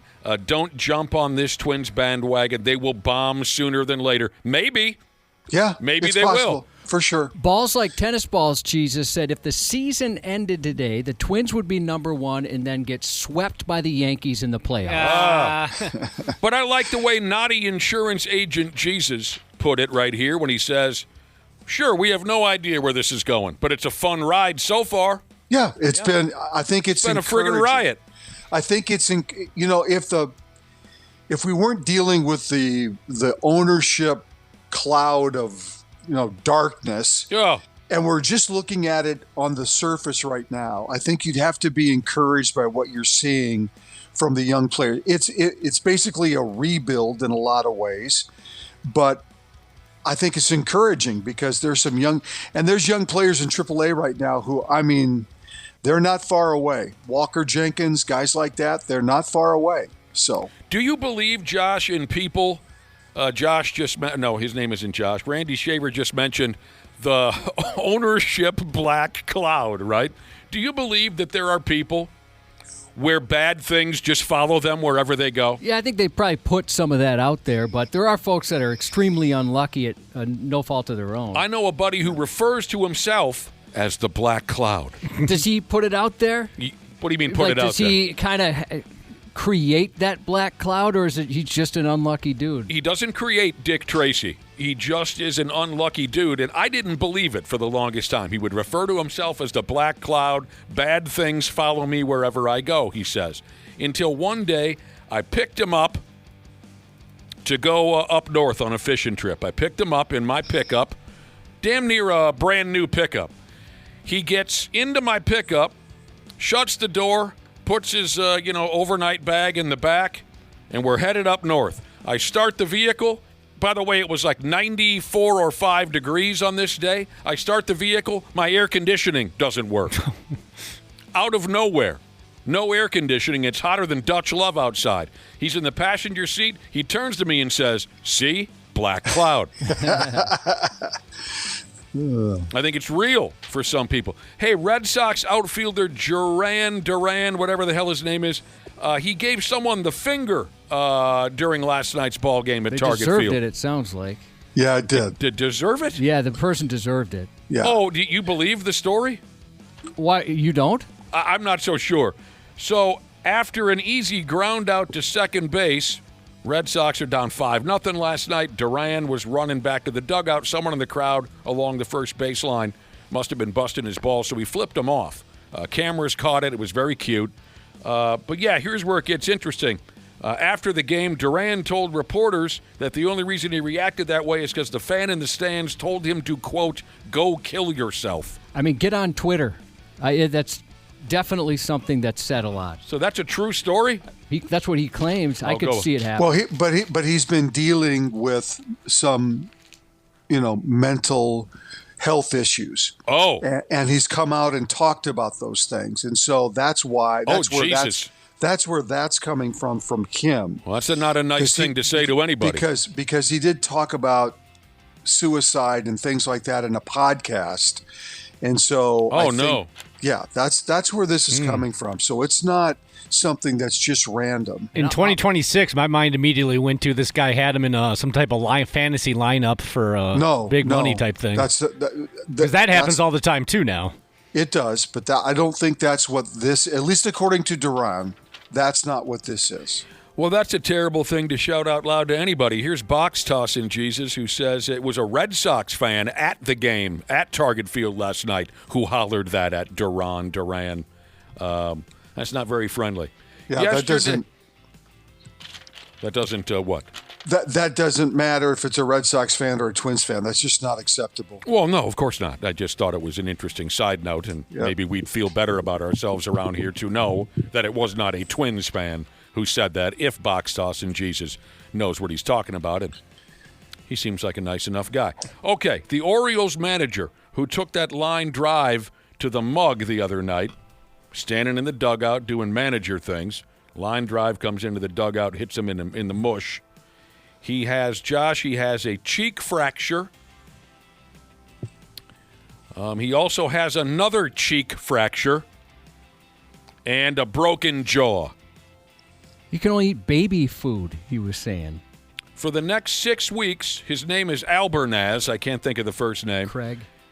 Is it really Craig? Yep. There go Craig right there. He can only eat baby food for the next 6 weeks, this poor bastard. But he says he's going to stay in the dugout. He's not going anywhere. He's going to bring his baby food to the dugout with him. Wow. Like a jar of sunflower seeds, a jar of baby food for the manager. Just go all in and have someone spoon it to him. Yeah. I've never known anybody who's had to go through that. I've never known anybody who got their jaw fractured so badly that they had to sip all of their meals for... I know someone who did, but it wasn't because it was fractured. It was just like they were born with a messed up jaw and had to have it fixed. So they had to break it for him? And, exactly right. Reset it. Yep, yeah. That's exactly what I had it a was. buddy who had to have his jaw wired shut in high school. He was pretty miserable. Took a helmet to the chin. Ouch. What sport is that? Football? Yeah. That's where I always aimed with my helmet. When I played football, I always try to put it right in that little 50-cent rubber chin strap that we wore in the 70s and 80s because there was no protection there. I always tried to launch myself into their chin. I always wondered if this was real. Years and years ago, Jeremy Roenick got his jaw broken for him playing in the National Hockey League, and there was a famous picture that went around. He had his jaw wired shut for a long time. There was a famous picture going around where he's sitting at dinner, and there was one tall glass of brown and one tall glass of green liquid. And there was a straw, and he was sipping his steak and asparagus dinner that evening. Oh, that's awful. Oh, got to get that protein somehow. Oh. All right, a lot of you have heard this song and dance before, but for those who have not, They've done it again. They've listed the weirdest injuries in big league baseball history. And I'll say this much. They got the correct number one answer on the list, which was written up by a website called The Big Lead. They have the absolute correct answer for the weirdest, dumbest baseball injury. The number one answer. I can't wait to tell it again for those of you who don't know. So here we go. Jonathan Villar, third baseman. He was using an exercise band in the gym. The band snapped and hit him in the mouth. Have you guys ever had that happen? No. Oh, boy, that hurts. I bet I could see it hurt. Those things get, real tense.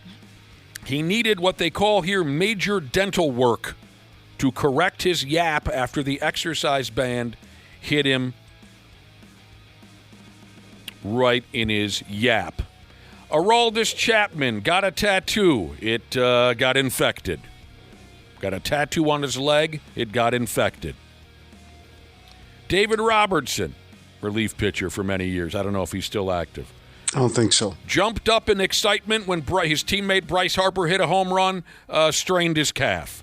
Lance McCullers Jr., pitcher, dropped a champagne bottle on his foot while the Astros were celebrating one of their crooked victories. Dropped a champagne bottle on Anthony DeScalfini, a former pitcher for the Arizona Diamondbacks. And the Twins. I don't recall him pitching for the... Dropped a piano bench on his toe at home. His kid's taking piano lessons, and he's moving and he dropped the bench. There are a few former Twins on this list. Jose Miranda tried to catch a falling case of bottled water that was coming out the back of his pickup. Strained his left hand. Freddie Freeman hurt his ankle stepping into the shower. Rowdy Tellez. This one's quite gruesome. And I don't really think of this as silly as the rest, because it happened while he was actually playing ball. He was chasing a fly ball. You know how the baseball will sometimes get stuck between the sections of padded wall? Mm-hmm. Yeah. He reached in there to get the baseball, and he tore one of his fingernails off. Oh, that's awful. 17 stitches. Oh. He really wanted that baseball. Yeah. I don't really know why that's included in here. I mean, he was playing the game. Ricky Henderson fell asleep with an ice pack. This is great. Usually all I got to say is Ricky Henderson and people laugh because he was such a goofball, God rest his soul, one of the greatest baseball players to ever live. Fell asleep with an ice pack on his foot, and he caught frostbite. It reminds me of a buddy of mine playing basketball growing up. He was our point guard in 7th grade. We went to a field trip to a museum, and they had some Titanic-type stuff there because it was big at the time. The movie had just come out. And there was this sheet of dry ice that you could touch to simulate how cold the water was when they were getting into the lifeboats. And he decided to challenge himself to set some type of record by leaving his fingers on there for as long as possible. Got frostbite on his fingertips and couldn't play ball for a couple months. I'm surprised they let you touch that. I thought that was rule number 1. Don't touch the dry ice. Did you say months? It was a couple weeks, I think I can remember. But, yeah, he had Band-Aids on his fingers every day for a long time. That's some severe... We're going through the latest. Every year they dump this on us. And, again, if you know the stories, we're sorry. But there's plenty of folks out there who do not know the stories of the weirdest injuries in baseball history. Steve Sparks, pitching for the Milwaukee Brewers in 1996. He tried to show his teammates how strong he was during spring training. He attempted to rip a phone book in half. Oh, geez. And he dislocated his shoulder. Have you ever tried that? Hell no. Oh. I remember a famous television wrestler when I was a kid on the AWA. I think his name was Otto Vance. And before matches, he would rip a phone book in half. Did you ever work with Otto, Randy? I did not. You've tried to rip a phone book in half? Because of him, yeah. Oh, me and a bunch of friends tried to see if we could do it. You might be surprised to know none of us could. You remember Otto Vance? I remember seeing him do it, yeah. Dude. Sammy Sosa sneezed so hard he tore his back out. Marty Cordova fell asleep in a tanning bed. Former Twin Marty Cordova fell sound asleep in a tanning bed. Do they have timers on those now? They do. Something like that makes sense. Yeah. They didn't back in the day, I guess. I remember this because he had such severe burns on his face. The doctors, I don't think they said that he could go outside. He had to stay indoors. You can't do that playing baseball unless you're in the Metrodome. Day games were off limits for Marty Cordova. Doctors told him to avoid sunlight for about a month. That's crazy. How badly he burned his gorgeous face, by the way. Yes, he was. Marty Cordova. Josh used to be smooth afraid of the sun. Oh, it's a monster. Everybody knows When he was a kid, he thought the sun was a monster. It's the beast. Vince Coleman got run over by an automatic tarp machine during the 85 National League Championship Series. I'm sorry that happened, but I bet that was kind of fun to see. It just ate him up. Yeah. He was out on the ball field. Vince Coleman, a talented dude back in the 80s, played for the St. Louis Cardinals. Great base stealer. They had some kind of goofy automatic tarp machine when it rained, and it gobbled them up. It swallowed them whole. Uranus Cespedes, whatever his name was, used to be a power hitter in the big leagues. Fractured his ankle when he was attacked by a wild boar. And I mentioned they have the correct answer here in this list of weird baseball injuries. Although there's two notable missing infamous weird baseball injuries, and we'll get to that. But this is the best story ever. Glenn Allen Hill. From the Mariners.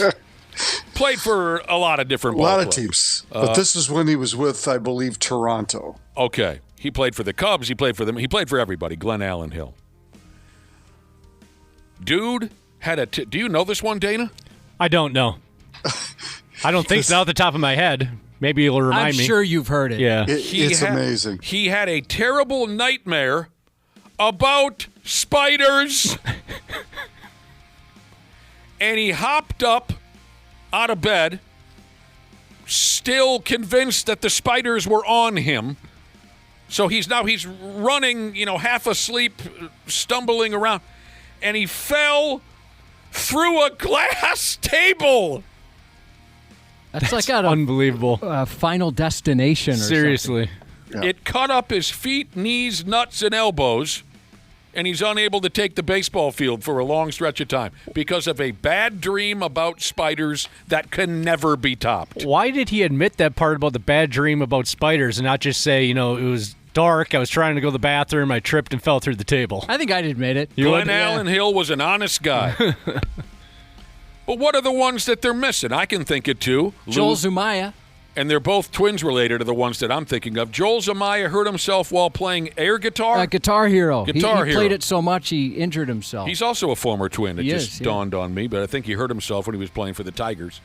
The ones that I thought of right away, Lou Ford ironing a shirt while it's on his back. That story's so crazy. It's hard to believe. But I don't think he injured himself. I think he was fine. He just happened to iron a shirt while it was on his back. But the one that comes to mind right away for me, Terry Mulholland. Anyone remember? Yeah, left-hander. But do you remember what former twin? What he did? I don't. He was in his hotel room. I think it was in Chicago. This is when he was playing for the Twins. They had feather bedding. Yeah.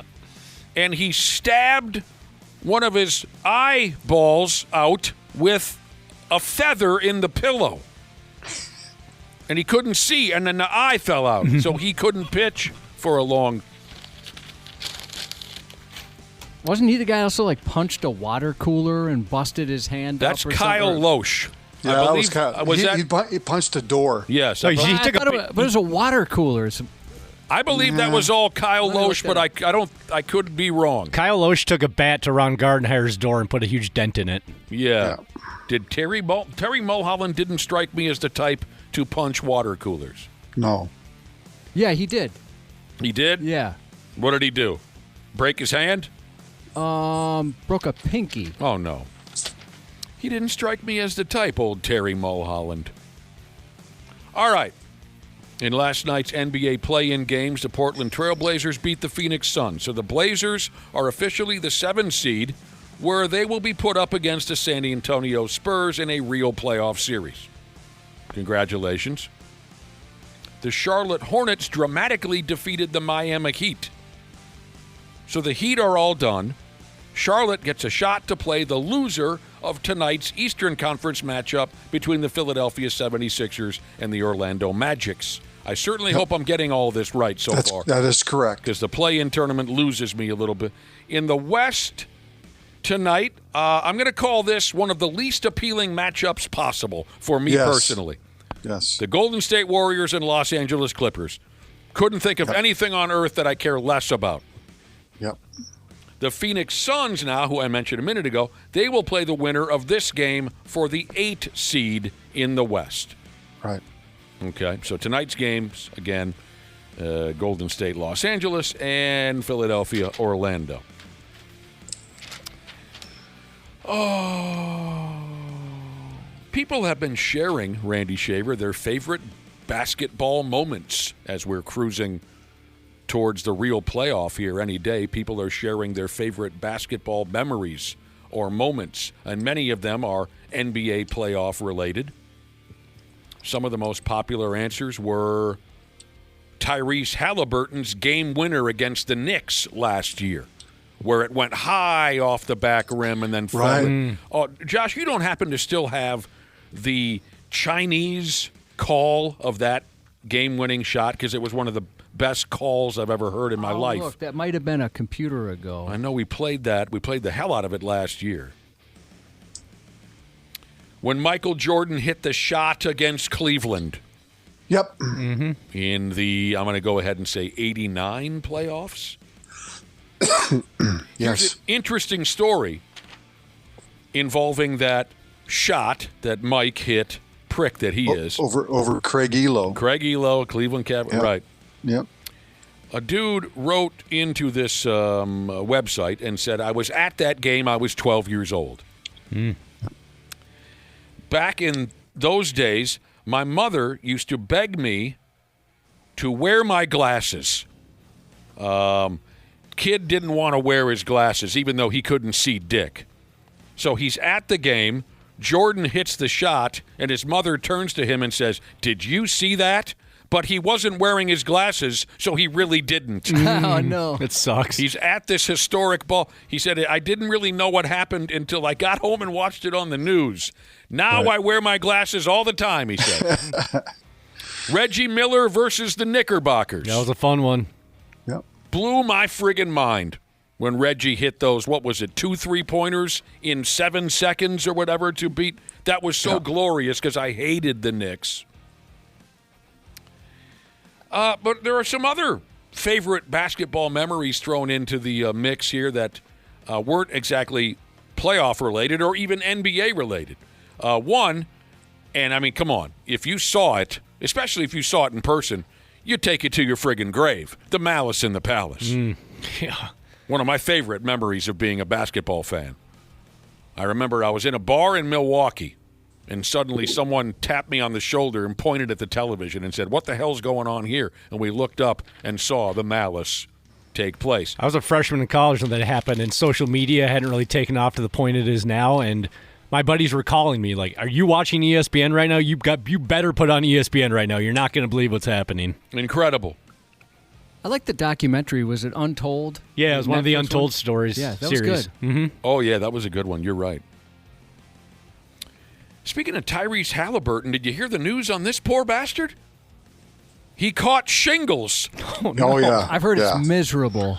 My friend's wife had it, and she said it was absolutely awful. I've heard nothing but awful things about catching shingles. What is he, 30? Oh, I don't think he's that old. That's an old person's issue, isn't it, usually, the shingles? Well, from what I see in the commercials.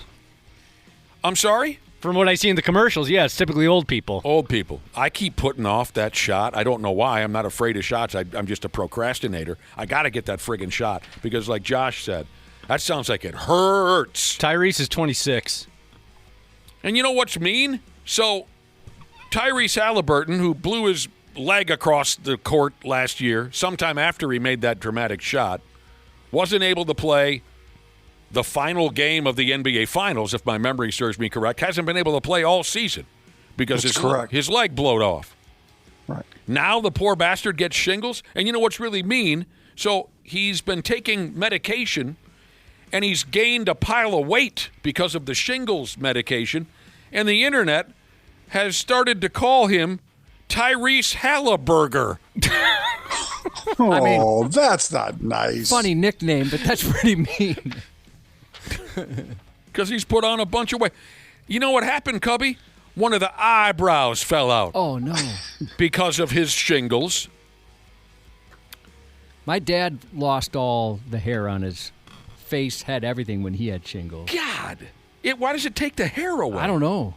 I never knew it took the hair away. Yeah, I think he might have had a couple things going on at once, but it was like shingles related somehow. Tyrese Halliburton has had to change his medication multiple times. He said his old man had it. Melvin the Mop Boy Jesus got shingles his junior year of high school and says it was absolutely miserable. Good Lord. Yeah, like you, Dana, I always thought it was an old person's deal. Doesn't it come from farts? Not that I'm aware of. Oh, no, You're thinking of that's pink eye. That's pink eye. Sorry, that's pink eye. Bug Eye Wagon Jesus says, what about Tyrese Arterburger? Oh, my God. That's not bad. So someone asked Tyrese Halliburger if he had any advice, and he said, yeah, anyone over 50, get that friggin' shot, he says. This stuff sucks.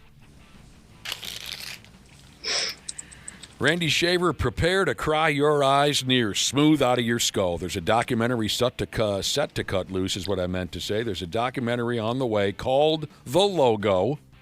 Oh, Jerry. The story of Jera West. It'll be shown on Prime Video, I believe, Friday. Tomorrow. What day is it today? Today's Wednesday. 2 days from now.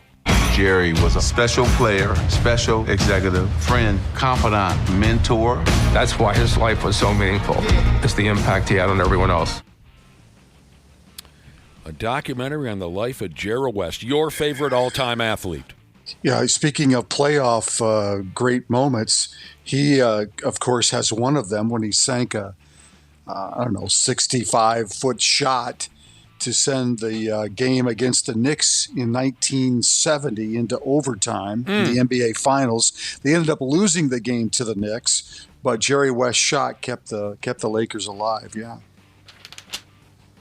Tomorrow you can watch the damn thing and weep uncontrollably. You said it's on Netflix? Is that what you said? I said Prime Video. Oh, I have Prime. Yay! You want to know who's going to be featured in the documentary? I can only imagine. Some of the best. Colossal prick bag Michael Jordan, Magic Johnson, derelict pervert Shaquille O'Neal, Kareem Abdul-Jabbar, stupid Steph Curry, the Durantula, Pat Riley, Kurt Angle. You want to go back to shingles real quick. Former Army LPN Jesus said he had shingles when he was 12. Somebody else said they had it when they were 9. Wow. Former Army LPN Jesus said he had shingles when it was 12. And you know what he caught just recently too, Josh? What's that? Shingles. Again? Yeah. It got on his cornea. Oh, dang. The junior varsity Pigs won last night. And you know what threw me, Randy Shaver, when I was on the godless internet earlier? There are still 2 more nights of I know. I saw that today. Oh, I thought everybody ended on the same night, but that's not true. I also thought they were done. But there's still 2 more nights of regular season NHL games left to play. Not for the Pigs, they're done. But tomorrow and Thursday, I'm seeing regular season games on the schedule. Oh, please. Which doesn't seem fair to all those teams that are actually playing over the next couple of nights, because the Wild will get that extra rest before their series starts. It's just, although I'm looking at this and Dallas plays tonight, so, the Wild will get 1 extra day rest compared to Dallas. But, yeah, you're right. The season doesn't end until Thursday. Which is tomorrow. Maybe I've been misspeaking. Yeah, right. I don't have a grip on what day it is. So there's games tonight and tomorrow. And tomorrow, that's correct. I think Dallas plays tonight. They do. Speaking of the, did you mention that already? They're in Buffalo tonight. Of course, Buffalo made the playoffs and is having a great year. So. Oh, I'm glad you brought up Buffalo. One of the most cliche bits in all of sports has gripped Buffalo, New York. And, of course, I'm talking about the self-serving, nobody believed in us gimmick that come spilling out the yaps of pro athletes after their club gains a measure of success. It almost never fails these days. You have to step up. And the fun part is, even if many people actually did believe in them, these dumb jocks will spit that line out to try to make themselves out to be even more heroic. Right, Travis Kelce? So the latest group is the Buffalo Sabres. So they had a great season. Good for them. But the mindset of pro ball clubs today is as soon as you've accomplished anything, everyone on planet Earth who you suspect even slightly doubted you, those people have to eat now, right? And publicly, the general public must know who doubted you.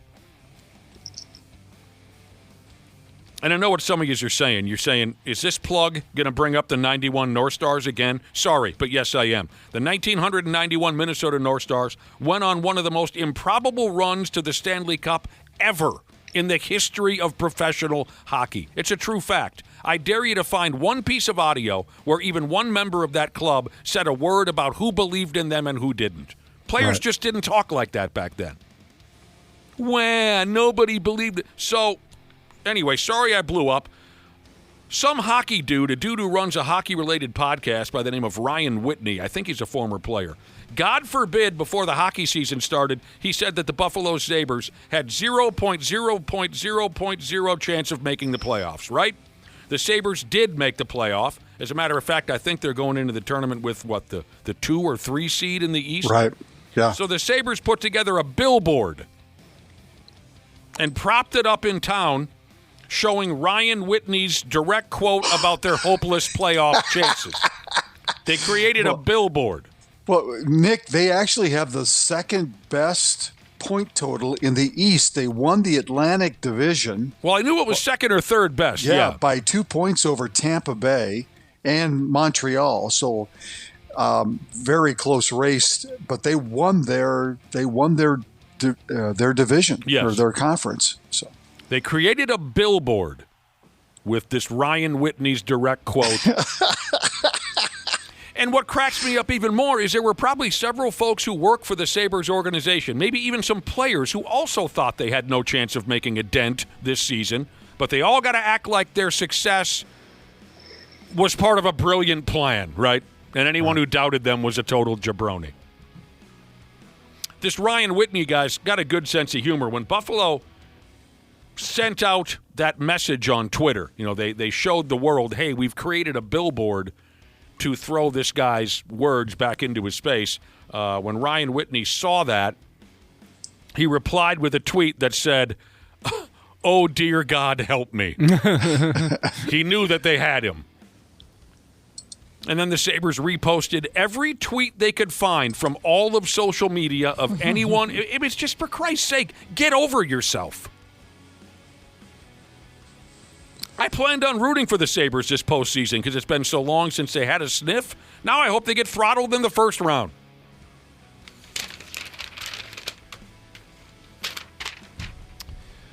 We talked a little bit yesterday about WrestleMania coming up this weekend. ESPN television guy Stephen A. Smith, he claims that at one point or another, the WWE wanted him to duck onto the scene once or twice, not at WrestleMania, but in the past they've asked him to join their programming once or twice to play a heel character. Of course they did. The WWE loves to hop on any hot character from pop culture. But Stone Cold Stephen A. Says he turned him down. He says he turned him down because, quote, "I ain't trying to get hit by one of them big boys at all. I don't want no parts of it." Yeah, I don't blame you. I think he would have been perfect.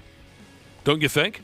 He could play good heel. He's got a mouth, obviously. Oh, for sure. He'd be good mic work. Yeah. Great heel. WrestleMania 42 takes place this Saturday and Sunday in Las Vegas. Another ESPN television guy, Pat McAfee, has aligned himself with 14-time WWE World Champion Randy Orton, the Legend Killer. Orton, who just for the record has never had a zit. He does he's very perfect complexion. How old is he now? He's in his 40s somewhere. Yeah, he's got to be. Can you believe that, Josh? Can you believe that? They never once had a... It's pretty impressive. Yeah. I mean, in puberty, it seems like everybody gets one. He's 46. Randy Orton will be trying to take the championship from Stardust, otherwise known as Cody Rhodes. My wife's very, very long hall pass, Randy Orton is towards the top. The guy stiffed me on a handshake once. Did you deserve it? Pretty cool. Were you honored in a way? Yeah, I completely deserved it, actually. I had there was a house show at the Rochester Civic Center down there. It was probably about 2009, 10. And I knew the layout of that place because I played some basketball games there, so I knew where the locker rooms were. So I went poking around the backstage area trying to see a wrestler. And then Randy Orton turns to the corner, and he's walking towards me shirtless. He's taped up. He's ready to go, oiled up.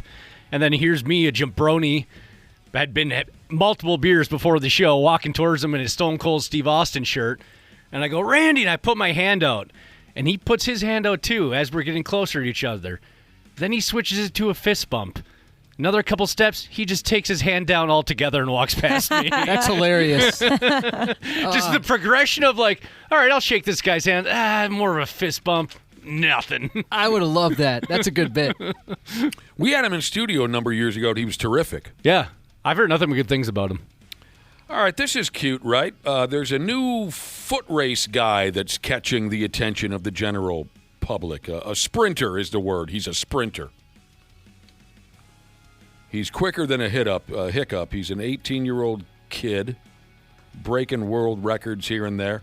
The cute part is the kid who's a whiz when it comes to a foot race. His name is Gout. Which, of course, is a terrible ailment where, I mean, you can barely cross the room, let alone run a foot race. Gout. He now holds the under 20 record in the 200-meter sprint. He broke Usain Bolt's record or something. No one cares until he does it on the Olympics, I guess. A sprinter named Gout. It's like a power lifter named Wimpy or... yeah, no kidding. Maybe a boy named Sue. Those ironic nicknames where he called the big guy on the basketball team Tiny. Fat guy Slim, that kind of thing. Mm-hmm. The Taco Bell Ultra Marathon. You guys dialed into this? Yeah. That was a funny concept. We talked about it before. Sounds painful.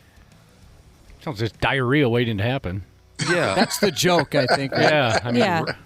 That's part of the challenge. Yeah, I think we have covered similar Taco Bell-related foot races. But here it says now a feller called Aiden Baker won the first ever San Diego Taco Bell Ultra Marathon this past weekend. It's a 50K. Does that? Wow. What's the significance? Is that a long deal? Well, it's a little longer than a regular one. Right? What's a regular? 26.2. A 50K is 31.7 miles. Yeah, it's 31 miles in this So it's longer than your average marathon. The rules are you because there's not enough pain in a normal marathon. Let's just add a little bit more. Yeah, I got some friends that they ran a marathon. Said, you know what? I got 6 more in me. Let's keep going. Yeah, exactly. The rules are you got to visit each of the 8 Taco Bell stops along the race course. You have to eat this and that and another, and you get the gist. Oh, the last thing I want to do when I'm running is eat, especially like even if I have like a harder workout, I can't eat for like at least like 2 hours afterwards. I don't know. It just makes me nauseated. How soon did you get this over with? I don't know. It was like 5 hours or something like that. I had it and I lost it. How long it took him to run the? He won the Taco Bell Ultra Marathon.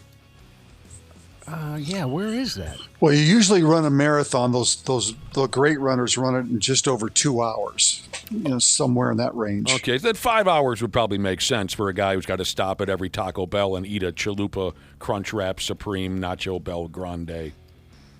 The Taco Bell locations serve as aid stations for the runners if they have to take or they have to whatever the hell they do. They give you 10 hours to run the thing. So folks that obviously aren't maybe regular runners. That doesn't sound that bad then. You have not much time. Just Yeah, but- chill out for a little bit at a Taco Bell. Oh, I don't know if I could run 31 miles in 10 hours. Yeah. I might need like 10 days. I can walk eating for a while. Taco Bell? Yeah. No. I mean, yeah, That that ain't- sounds miserable in that every ain't way. happening. In every way.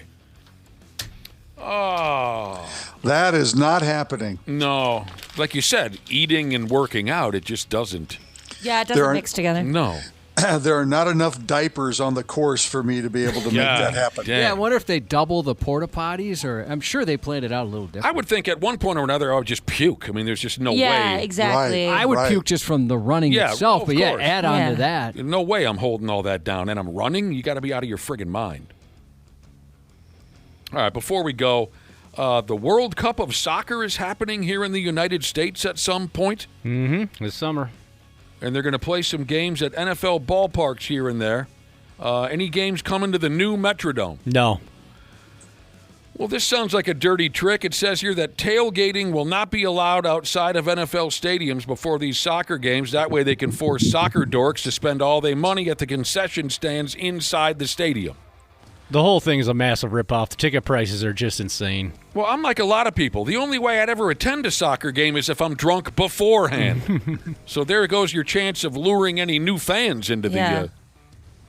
That was like one of, actually, I was pregnant at the time, so that wasn't a driving factor for me.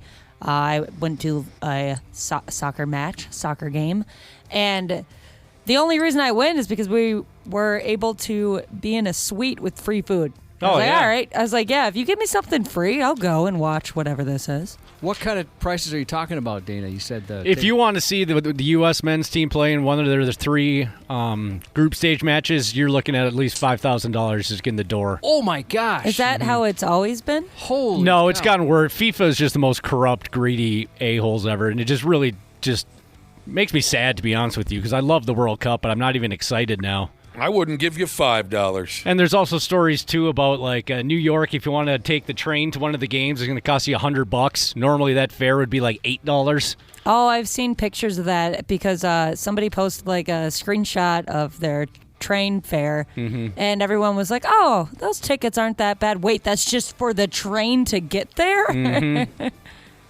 11 NFL stadiums will host World Cup matches.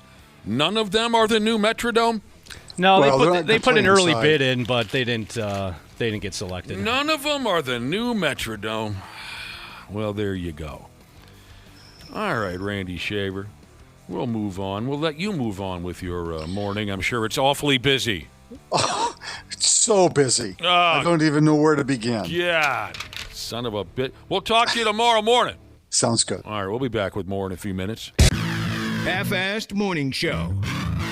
93X. Well, hello to all the wonderful podcasters out there, wherever in the world you're listening right now. We truly appreciate it. Dana here. Yeah, I'm a sports junkie, I'm a wing lover, and of course a smart club member because I trust my home comfort to Standard Heating and Air Conditioning, and I really think you should too. Right now it's HVAC Mania, and these deals will help offset the cost when your brackets get busted. You can score a $45 coupon on a furnace tune-up, normally $148. And no, it's never too late to show your furnace some love. And if your system's about to crash out like a 5-seat against a 12, now's the time to replace it on your schedule with 0% financing from Standard Heating and Air Conditioning. Go to standardheating.com and mention 93X. Standard Heating and Air Conditioning, providing the comfort you deserve since 1930.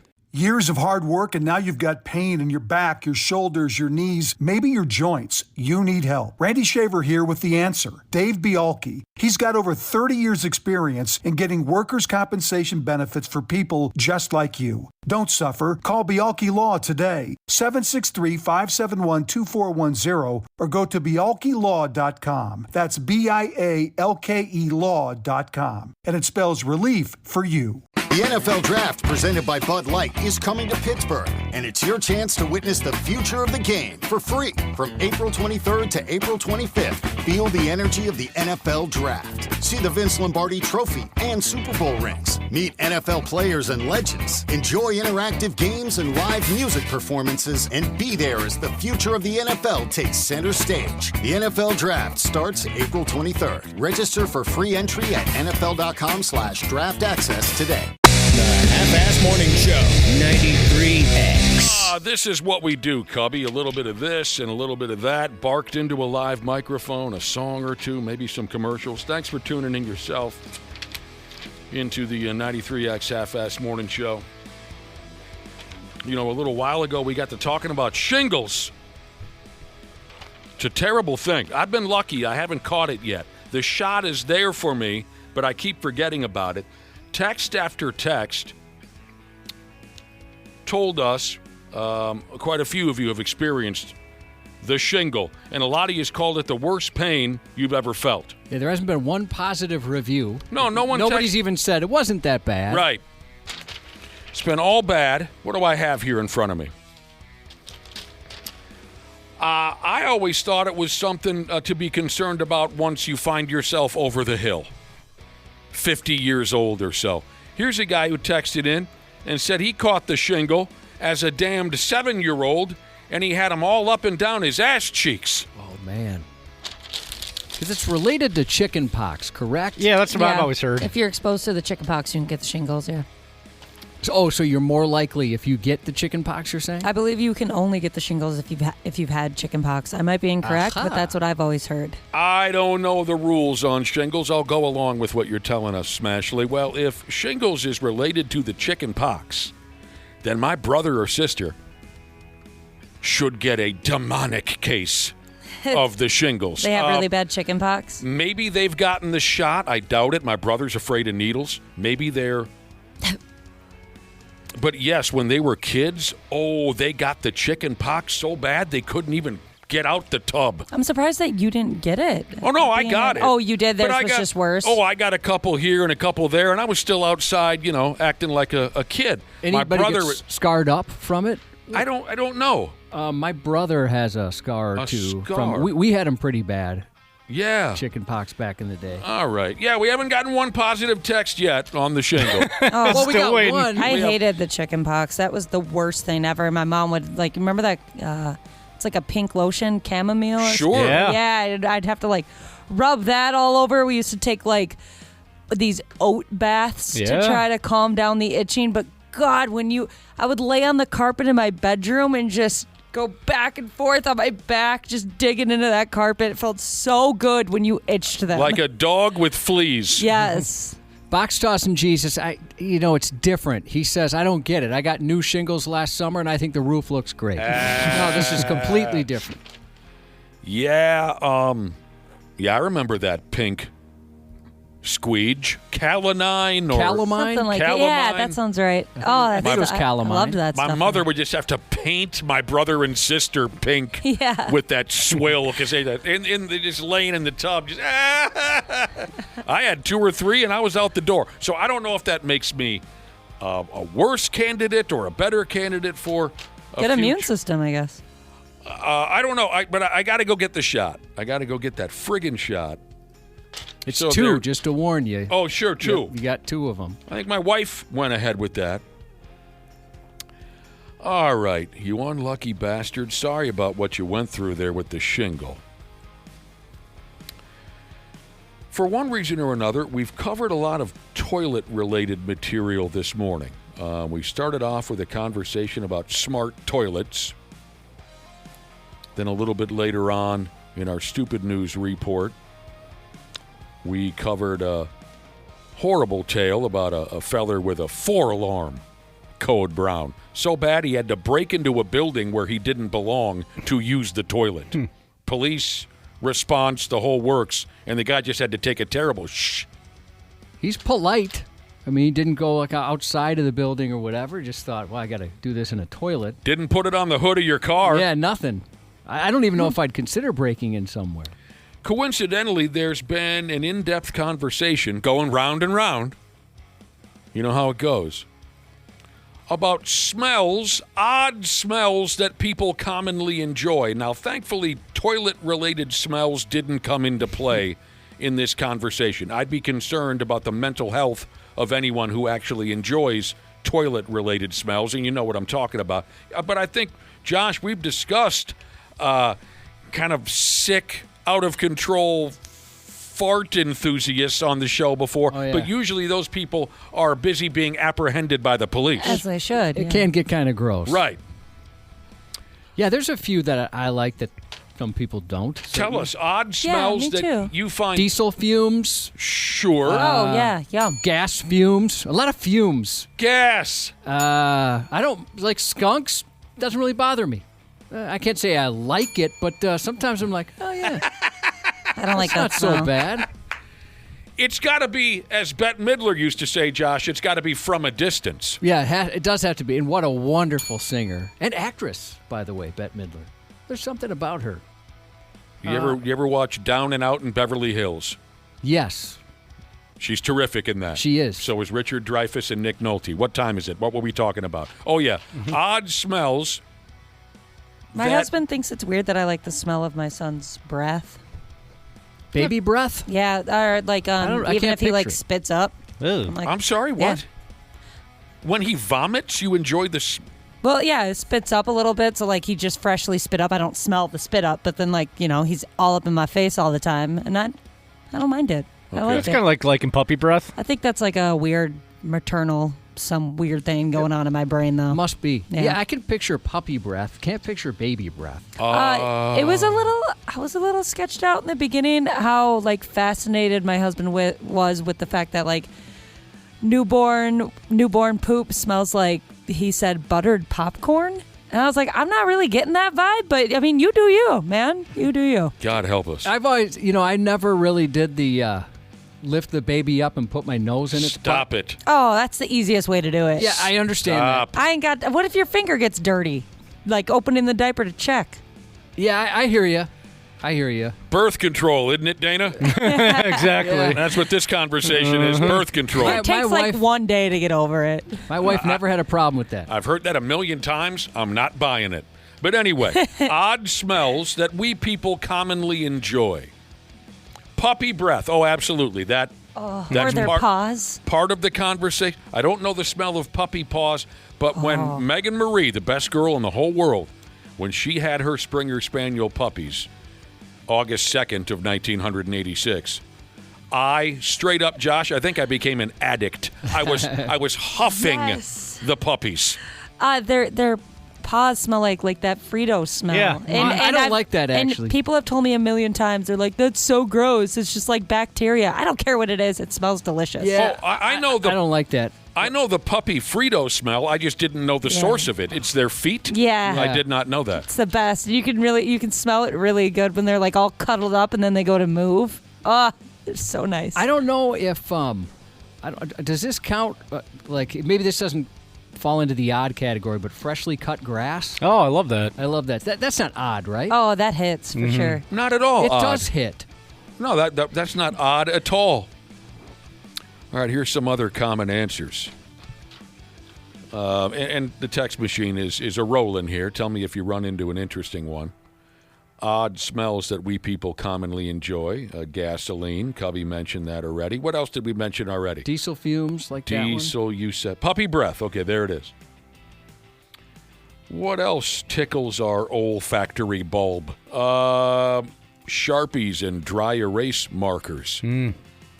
Can that hurt a guy? Huffing Sharpies and Yes. it can? Yeah, maybe. I wonder if they changed it, but sure, yeah, huffing that stuff probably could do some damage Oh, yeah? to the olfactory system. But you'd probably have to pump down a good 24, 25 of those Sharpies to do any real damage, right? I would think so. You'd have to just be wearing them up your nose all day long. Firefighter Jesus loves the smell of napalm in the morning. I've heard that somewhere before. I'll try anything 4 times. Jesus said he loves the smell of my house when I'm not home. Oh, my. That's great. I'm always concerned about smells with the dogs, so I'm glad to know that. Thank you. Dude, so am I, Josh, and it's been stressing me out lately. Like if I leave my house for a longer period of time and I walk in, there's a smell, and I've cleaned my house, cleaned the floors, and I can't get rid of it. I think I'm nose blind, so I worry about it. I even bought like a special filter for the furnace. You are nose blind? That's a thing? Yeah. Well, you know how aren't most people, you just don't really realize the smell of your own house. Oh, right. So used to it. Right. You have to send me a link to that. Your filter. car has a very distinctive smell, Josh. Does it smell new? No. I'm not talking about just this one he bought a couple. I'm talking about ever since I've known you, anytime I've ever gotten into your motor vehicle, there is a certain smell. Huh. Like you said, you're nose blind to it. I'm sure I'm nose blind to my own. Before my wife and I lived together. You know what it is? What's that? The corpse. I've had it in every vehicle I've ever had. You gotta let go of that thing, dude. My first hit and run, I can't. I can't let go of the first one. Everybody remembers their first. Flooring Jesus said the smell, like the barn smell. I like the smell of like being at the state fair and walking past the farms or the barns. I don't know why. I like it too. I don't dislike it, but for 3 years of my life, Ashley, I lived next door to a farm. Oh. And at times, wah-wah-wee-wah, it can be a little overwhelming. I could see that. Before my wife and I lived together, when any apartment or townhouse she lived in over the last 35 years or whatever, since I've met her 38 years ago, her apartment or townhouse always had a very distinctive smell. I recognized it right away, just like I recognized your motor vehicle scent. There's something about it. You have a very distinct... Fresh cut wood. I wouldn't put that as odd either. I love that smell. Yeah. Fresh cut wood. I can't say that I ever experienced. Are you talking about like lumber? Yeah. Oh, well then yes, of course. I thought we were talking firewood. Sorry I blew up. New car. Okay, there's new car. Yeah, that's a terrific scent. I've heard that's terrible for you. Whatever's going on, whatever's creating that smell, like whatever it's emitting is bad for you. Oh yeah. Probably. So then some bitches... I'm sure everything's bad for you. The 16-year-old kid who works at the car dealership and has to move cars around the lot, he's going to die young or Yeah, that's why they never make it to 18. Yeah, they hire the young ones. Have you ever seen one over 18? No, Yeah, I haven't. That's why. Sad. Those poor bastards. They're really good at covering that up, those automakers. They've got all the money in the world. Check it out, Cubby. We've been bombed. We fired up the subject, odd smells that we people commonly enjoy. And our text machine has been kicked square in the nuts. Lottie is texting in with your thoughts on an odd smell that you enjoy. Here you go. Here's what the listeners told me. The exhaust from a two-stroke engine. Oh, yeah. Love that. Menards! And I don't think they're being cute with that. Yeah, Menards. They smells spelled it like the amazing. store. That and Home Depot, yeah. New tires. Oh, good one. Mm-hmm. Yep.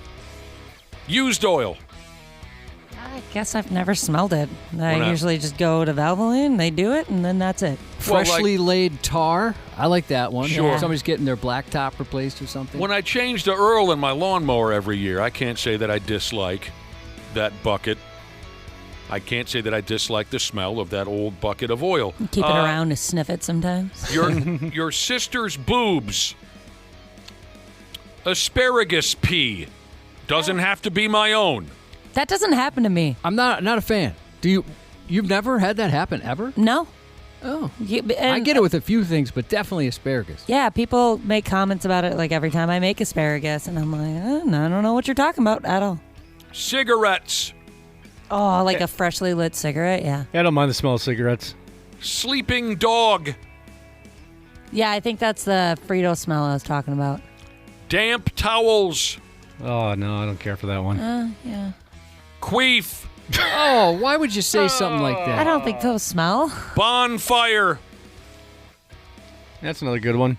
I like the smell of fireworks, too, like lit fireworks. Oh, yeah, definitely. You guys should light me some fireworks today, because I also enjoy the smell. New shows. Shoes? Yeah. Oh, I was so confused. Your girlfriend's bedspread. What's this say? Snowmobile gas. New socks. Whack-off socks. WD-40. Josh's mom's Avon perfume. Avon. That cracks me up. That does, too. I love they got that specific with I remember the Avon lady used to knock on the doors in the neighborhood. Now it's like the Mary Kay ladies. The bread aisle at your grocery. Burnouts. I think they mean with a motor vehicle, not like the kid at your high school who smoked too much pot. Burnouts. Fear. Okay, psycho. Is that a dog texting in? You can smell fear. I think this is not an abnormal smell, but I do like when I have no idea where the McDonald's or Burger King is like around here when 280 was actually open before they closed it and ruined my life. I miss it. But I would smell when you like smell a random fast food place. Oh God, that's the best. Burger King's incredible. Like where is it? Where are the chicken broiled? nuggets? They know what they're doing. Mm-hmm. Gunpowder. Oh, another good one. Yep. Let's see. I want to read this as it was sent our way. We're discussing odd smells that we commonly enjoy. Okay. Oh. The house fires that I light in order to take indirect revenge on my father. This guy said the smell of just shooting a deer and cutting it open in the woods. So blood? You take a big whiff of that. Somebody likes the smell of their Band-Aid after it's been on a wound for a handful of days. I do like the Band-Aid smell pre-wound. Yeah, sure. I've never Maybe smelled I like that. I've never smelled a used Band-Aid. I don't think I have either. I think I might like that. I'll have to figure it out. Figure out what the after being worn? Or? Yeah, because I think I do. Like, it doesn't bother me, but I can't. What are we? I It's been a forgot what we're while. talking about already. Band-Aids? Yeah. The smell of a Band-Aid? Used Band-Aid. A used Band-Aid. Yeah. Oh, I'll get back to you guys. Yeah, please do. Chlorine. Sure, I that's like a good that one. one. That's a real good one. Yeah, Yep. here's what else we got. We got the chlorine, sure. A pair of panties I found outside of church 5 years ago. Wow, you went ahead and gave him a rip, huh? Jeez. Oh, that's a text? Yeah, that's a text. Wait, you read it. It sounded like it was from you. Sorry, I wanted to make it sound very casual. Rain on hot asphalt. How do you say it? Rain on hot asphalt. That's a good one. Old books. Or just the smell of rain coming, like, oh, I love that.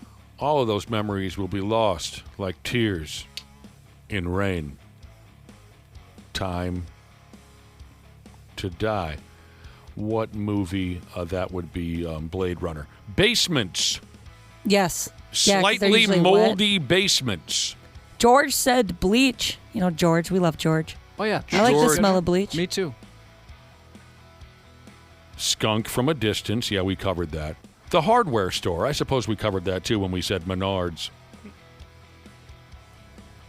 And shoe polish was also mentioned once or twice. That reminds me of, old folks. Do people still do that? Is that necessary anymore? I've never smelled it or been around it. I haven't seen it at the airport in a number of years now to think about it.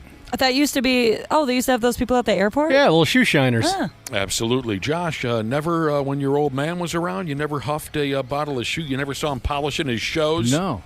Well, he probably wore sandals. Wasn't he kind of a hippie? My mom and dad did make their own wedding outfits. My dad was just like a regular, everyday, boring shoe type of guy. Yeah, never had anything worth polishing, I don't think. Shoes, please. Never had a shoe worth polishing. No, I haven't either. But it did always look interesting when you'd see the kid sit down and give it the little... Yeah, I'd only seen that in movies. They had it at the air. I guess I don't travel. Yeah. That's cool. The airport. All right, we got to get going. Fresh cash, says Mrs. Jeweler Jesus. Yeah, fresh cash. Oh, smooth out the bank or the, what do you call that thing, the cash machine? Careful when you're smelling that stuff. What's wrong Paper with that? cut? Just because it's been more places than you'd think. Well, what about the new stuff? Fresh cash is what he Like said. fresh? Yeah. I guess I've never smelled Freshly fresh. printed. Well, you worked at a bank. How did you never smell fresh cash? I guess I don't remember. I think it all, I don't know. I guess it maybe all smells the same to me. I didn't really notice. She doesn't know, Cubby. I'm sorry. Well, I think I wasn't a very good teller, so. I got to be honest, I barely know what I'm doing here. Yeah. Happy birthday to Mia or Mila Joe, turning the big 04 from Grandpa Harry Jesus. Half-assed morning show 93X. Well, hello to all the wonderful podcasters out there, wherever in the world you're listening right now. We truly appreciate it. Dana here. Yeah, I'm a sports junkie, I'm a wing lover, and of course a Smart Club member because I trust my home comfort to standard heating and air conditioning, and I really think you should too. Right now it's HVAC Mania, and these deals will help offset the cost when your brackets get busted. You can score a $45 coupon on a furnace tune-up, normally $148. And no, it's never too late to show your furnace some love. And if your system's about to crash out like a 5-seat against a 12, now's the time to replace it on your schedule with 0% financing from Standard Heating and Air Conditioning. Go to standardheating.com and mention 93X. Standard Heating and Air Conditioning, providing the comfort you deserve since 1930.